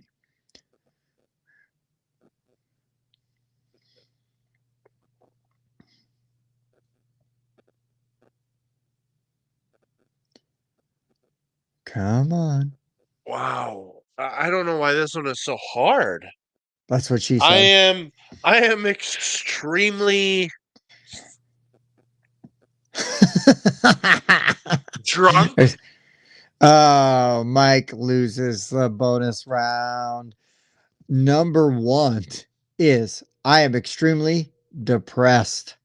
Number 2 is cute. Number 3 is gassy. Number 4 is... Must have been eating all that chili. No doubt. Number 4 is inflexible, then bored, grateful, tired, sorry, lonely, and lazy. Trevor.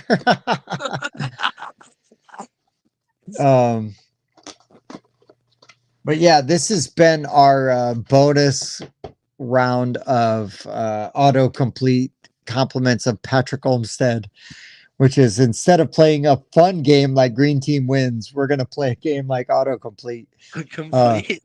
I'm probably going to buy, spoiler alert, I'm probably buying Green Team Wins when we go to Origins. I'm just waiting till we go to Origins because I know 25th Century Games is going to have it.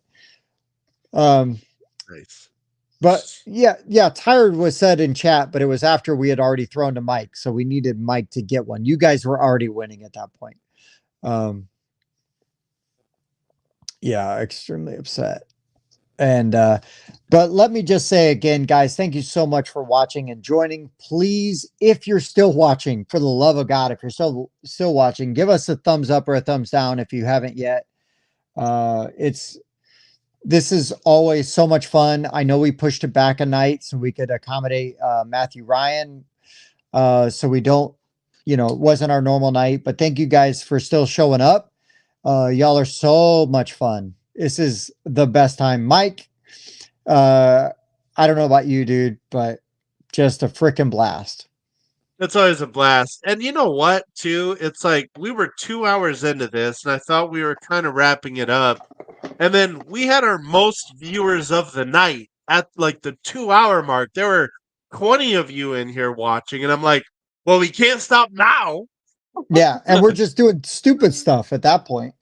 I know. I honestly want to have a show, and we sort of did this a bit more when we started. You remember how many tangents we would go into when we first started doing this, and we started like, okay, let's sort of reel this in a bit.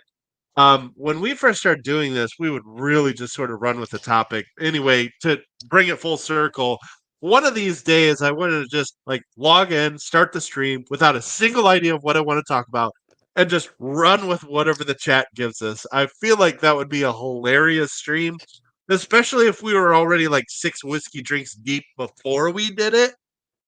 That might be a funny live stream. Yeah, no. Well, and the thing is the live streams kind of started with both you and I, Mike, of just like, hey, we got one thing we want to talk about. We're going to do that for a minute. And then we're just going to kind of hang out with everybody. And, but yeah, no, tons of fun. And I don't care where we go. We were on a little bit of a time constraint with Matt. So we had to like run through the games we wanted to talk about. We're going to have him on again when it's not as limited and we can just a little more freeform. It's David. We've bugged Bob about it. It has to be an all Bob episode. Like he's the colorblind one of the group. And I know it's just going to be a very difficult thing for him to compile. So we kind of keep reminding him each time you remind us. I hope we can get to that at some point. All right. So yeah, Trevor, top 5 list of games we can see in the background of your video. It's funny you say this because I'm getting ready to. So behind these shelves is not a wall. Behind these shelves is now a blank space. I sold a pool table that was in my basement on the other side of these shelves. I'm getting ready to expand sort of my game room area, which I've made. And so I'm not sure what my studio is going to look like once I do that. Because am I going to move the table I'm currently filming on, or the shelves going to be further back? How am I going to do that? Or am I just going to change directions? Because like there's a totally different set of games, that way, if I go that way. And then I won't go this way because it's boring. It's just some artwork and some. Wow. This is the first time I realized that I assumed you were up against your wall. Because over there's games. Right. So that's the first time I realized it. Now I do the same thing. So just for fun, I'll go ahead and grab mine here. It's going to take me a minute to get it. Oh, it's stuck. What am I stuck on? Okay, there we go. So I use mine as a divider as well. So like behind mine is like empty space. So I always feel like it's really noticeable that there's empty space behind me. But like with yours, I can't tell at all. I thought you were against the wall this whole time we've been doing this. Yeah, no, that's just a wall of board games that I've created. I need to get some. I need to get some new shelving and stuff, right, so I can add to it. But yeah, there you go. So yeah, I also happen to have a living room down here, and where all the magic happens is the good table over there. Yeah. But I moved from over there because I don't want to put Purdue stuff on air until Listen, at least like November. Here's the thing, though, and let me just say this: Mike has a fantastic game space. His basement area that he has is finished, is beautiful. It's wonderful. It's a great game space. And on top of that, Mike, you're a great host when it comes to having game days. So I just wish you weren't 30 minutes away. Because like I said earlier, we'd be in trouble if you were 5 minutes away or if we lived in the same neighborhood. Holy crap, dude, we'd be in trouble. My wife would think I was having an affair with you because I'd be like, oh, I'm going to Mike's. You're always at Mike's. You know what, though, to be fair, though, when I bought this house and finished the basement, I paid someone to do it because I'm not that handy. But the whole idea was like, okay, there has to be a gaming space down here. Like it was finished with that in mind. And I knew I'd have like one table. I never imagined, like I was hoping I'd be able to get like a second table, maybe. And I got a kitchen table upstairs. I thought, okay, I can accommodate if there's 5 at each table, like 15 people. But no. We had 16 people down here gaming. We had 4 tables going at once. And like, I'm not bragging. I'm still happy and like, I love doing it. I love that I'm able to get all these people with the same interest in the same spot. And like, I can make that happen. It feels good. I love doing it. And honestly, when I built this house and got the basement finished, I knew I wanted to host. I didn't expect that quickly that I would be having so many people down here. So listen, great Mike, that it's able. Mike, I can pack a room, dude. I can pack a room. No, and yeah, David, I totally get that. When I first got into games, yes, it was just my dining room table. I bought a dining room table with a Lazy Susan in the middle just for this reason. Super convenient. We were playing deck builders at the time. You could fit the whole market, right? Like that you could buy from on the Lazy Susan. So you could just rotate that to face the active player. Holy shit, Brian with the super chat. Thank you, sir. That's what she said. Which part did she say? There's been so much. Oh God, there's so much. Mike, I gotta tell this story real quick. This is not related to gaming, but when I say I could pack a room, okay.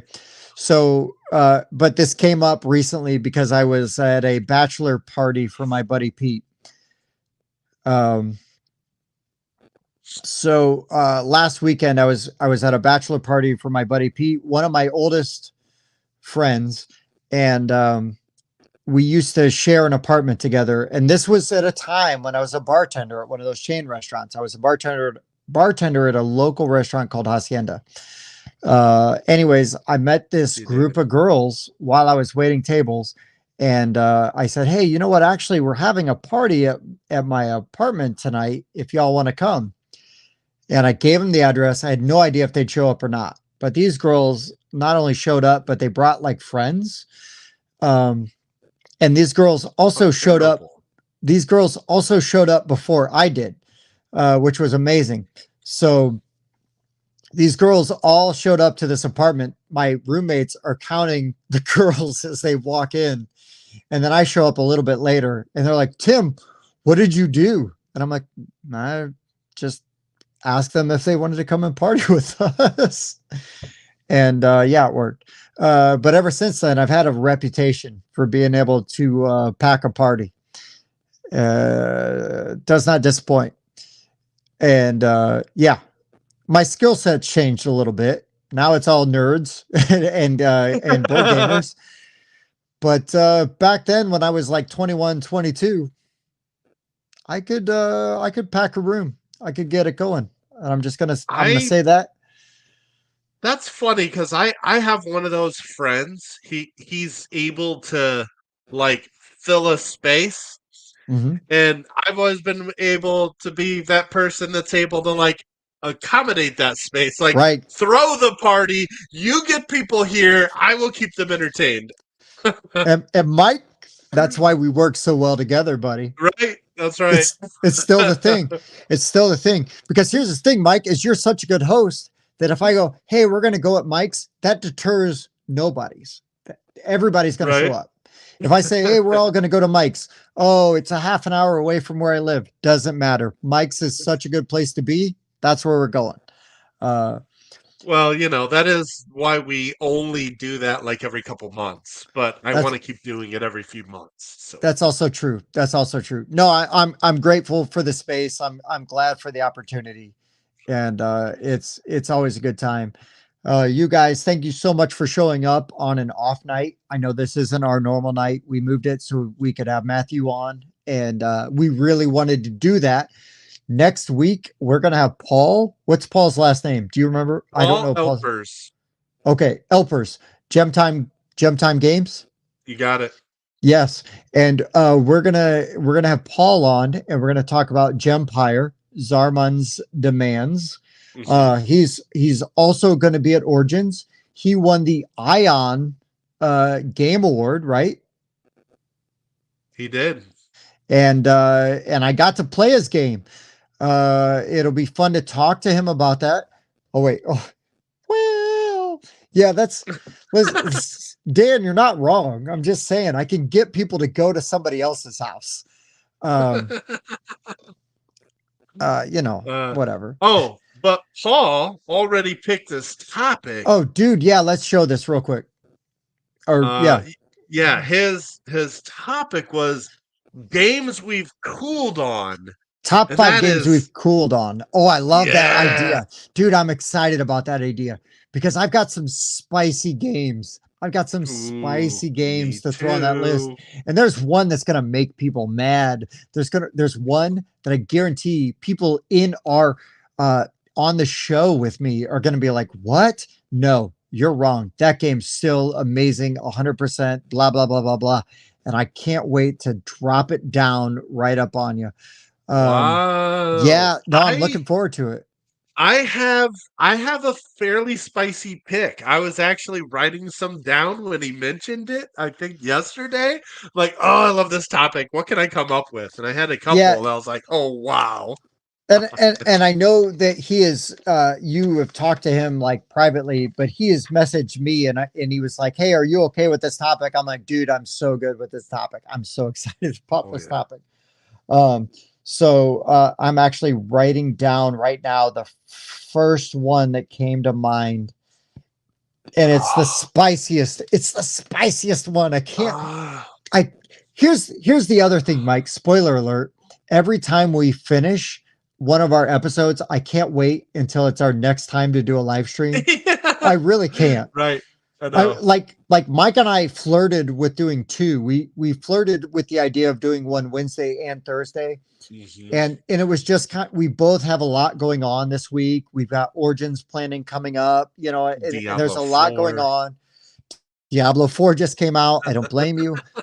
So we just decided to do one, but we could have done 2. Spoiler alert, it is not DC Deck Builder. Sorry, Dan, I still love it. And then yes, Trevor. So David Brown says he feels positive about the Ion Awards, and then Trevor says he feels negative. This is why I love you guys so much. You guys are fantastic. I love you. But anyways, super excited about this chat or this topic next week. And thank you guys so much for being here, even on an off day. I know it's not always easy for you guys. So thank you again for being here. I'm really grateful. It is Mike and I talk about the chat for all through the week. We're so excited that people hang out with us and do this with us. Come hang out with us in person at Origins. Oh my God. Oh my God. I'm getting so excited. I'm getting so excited. I can't think about Origins before I go to bed because I won't be able to go to sleep. I'm really good at going to sleep. It's like my superpower. If I was good at one thing, it's at falling asleep and staying asleep. That's my superpower. But like Origins is my kryptonite. Gen Con is going to be my kryptonite because we've got a booth. We've got a guy there. We've got Cody that's going to be joining us. He's never been on the show, but he is a guy that is going to be running our booth and running our board, I should say, right? Because we're going to be doing live streams from the booth. We're going to be filming videos at the booth. We're going to be taking polls at the booth. We're going to be doing all kinds of things. And yeah, Trevor, if I could find a way to fly to Korea for that, right? Korea, Seoul, South Korea. Yes.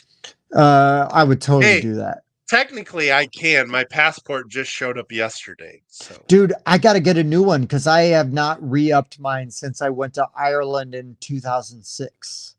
Last time I went out of the country, you didn't even need a passport. Oh shit!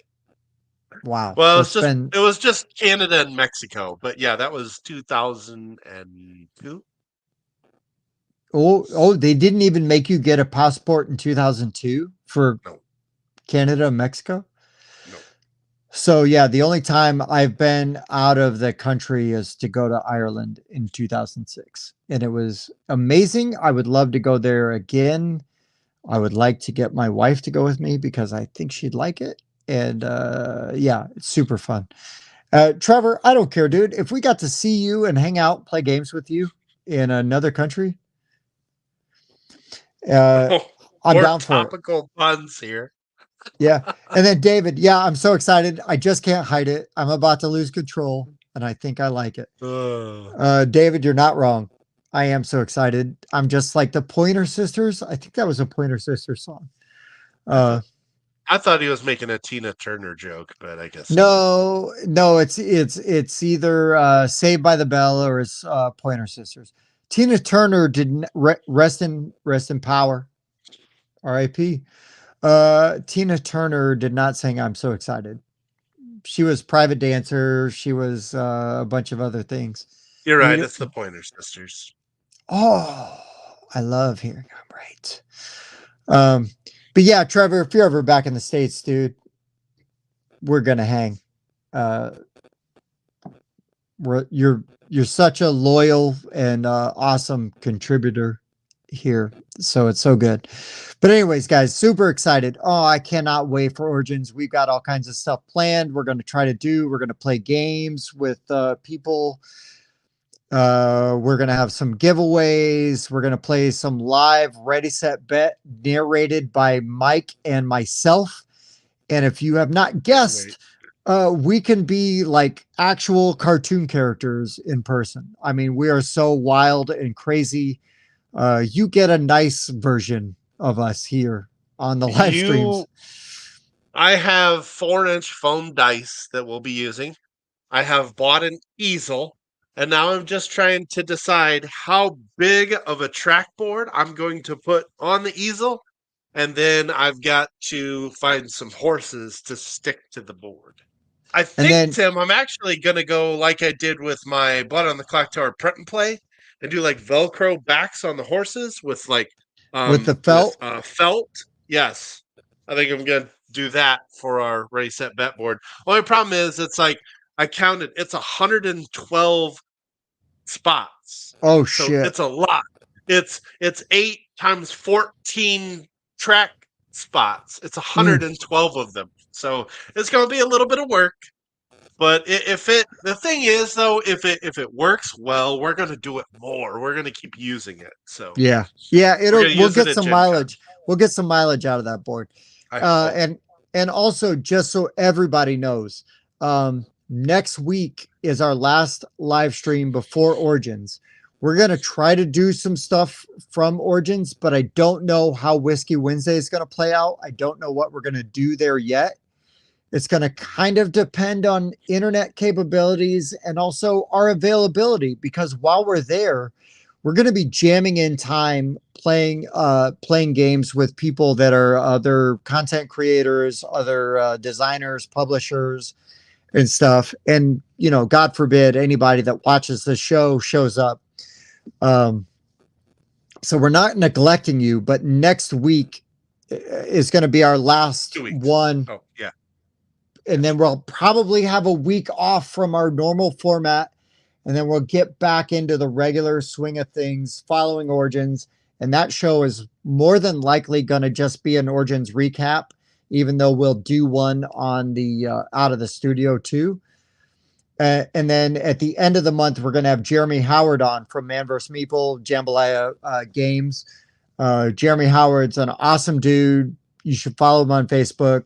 And anyways, so we've got Paul and Jeremy coming up, and that's kind of our month. Them two in Origins, and that's going to be it. That's going to be it. That is going to be kind of fun. I think it'll be kind of fun to do a hotel show with all of us in one location, just sort of talking about Origin stuff. I do kind of want to make that happen, but I'm the last one that'll be arriving at the hotel, so it's actually not even my call. It's whether you guys decide to do it before I get there, and then I walk in like, oh, hey, guys. So, you know. Oh, wait, hold on. David, I'm trying to reminder short, like what you did to change this to tonight is helpful. I don't know what that means, but I'm glad it was helpful. Yeah, we moved it over to tonight to accommodate our friend Mathue. And yeah, we just did sort of a free-form thing. We'll do those when it makes sense. But totally fun. I'm glad to do it. We've considered more content on Thursday nights, maybe. Okay. Even Friday nights. And so for missed or skipped nights. Yeah, here's the thing is like Mike and I are big on, and Dan and Bob, everybody involved in the show. We're all big on consistency, right? We're trying to build a channel. We're trying to build a following. So we're big on consistency. If we're not going to make it one night, we're definitely going to do it the next night. And we're going to try to put out the same quality or poor quality of content of show that we do, every week. So I know what he means now. Yeah. Yeah, a short. I put a comment in our community page about it being moved. So and then and honestly, if we start doing it on Thursdays, we probably could get Dan to show up. So it's a reason to keep it on Wednesdays. Just kidding. So one last thing before we sign off, and I said that like 7 times already. Dan has been absolutely instrumental in helping the show get to where it is. When we were doing the show, Dan was not always able to be on because he had like a game group.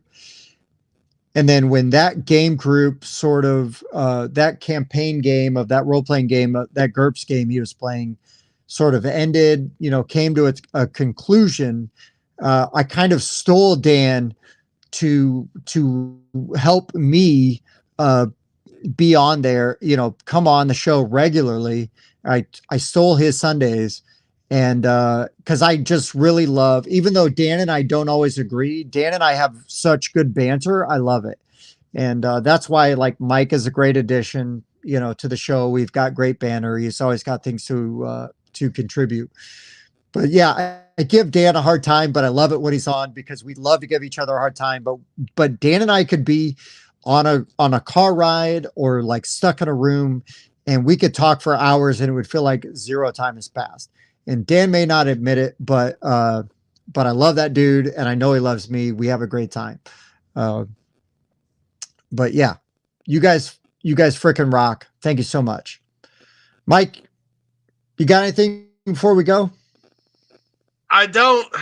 We are closing in on Origins. It's going to be fun. Dude, I'm so excited.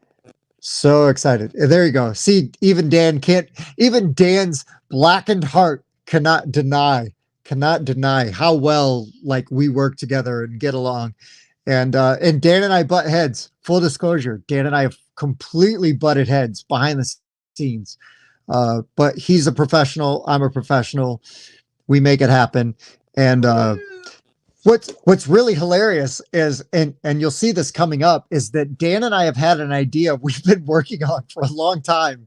And then I believe Mike and Andrew started like, hey guys, we should do this. We should do this. And it's like, you mean the idea that Dan and I have already had in the works for like a year and a half? Okay. But you've also learned that if I have even like an inkling of an idea that might be okay, and just kind of run with it. And I'm like, oh, I think this is a good idea, even though other people haven't told me so. Dude, Mike, that's why I want you on this show, dude. I don't care. Because if I got to go, no, Dan and I have already been talking about that, then it just adds to the stew, right? Just adds to the stew. I love it. I love you guys. I love my co-hosts. I'm so excited to be stuck in a hotel room with them for 5 days or however long it is. It's going to kind of be like college for the weekend. That's what's sort of fun about it. Oh it's going to be like dorm room atmosphere. We're just going to be like, dude, there's a door between us. What? Like, yeah, I know. I love it. I love it. I don't care. I'm so excited.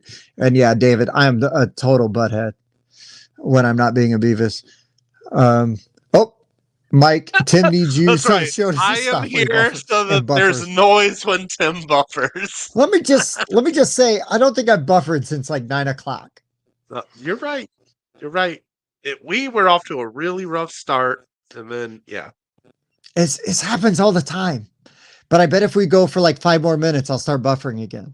So because we've talked about it. Yeah, because we mentioned it. But no, you guys are awesome. Thank you so much for showing up every week. If you haven't yet, please give us a like. If you're watching and you haven't subscribed, please subscribe. Thanks for hanging out with us. We really appreciate it. We do have a Patreon, but honestly, your interaction with the video and your comments is also amazing. That is a great free way to support us. If you have the money and you want to support us, please jump on the Patreon. That's fine too. We're going to make this show regardless. And right now, nothing is behind a paywall. That may happen eventually. But right now, whether you're a Patreon supporter or not, we are just happy to talk to you, visit with you, and hang out with you. So. What he said. Yeah. Yeah. And then, Tim could shoot a whole Karate Kid movie with his buffering. Wax off. That's what I was laughing at while you were talking. Wax off. No, y'all are the best. Please continue. Come on here. Give me shit about my Wi-Fi. I don't care. I love it. I'm here for it. We're going to talk about more games. We'll be here next week. And then, obviously, Cartini review coming up tomorrow. Mike, tomorrow. I'm going to message the editor and be like, why isn't this up yet? Sometimes you got to be an asshole and be like, hey, why isn't this happening yet? I mentioned it Tuesday. Yeah, no, we'll do it. It'll happen. But anyways, guys, y'all are the best. Thank you so much for being here. And for the board game rundown, I've been Tim. He was Tim. But I'm Mike. We'll see you next time. Thank you so much. See you guys.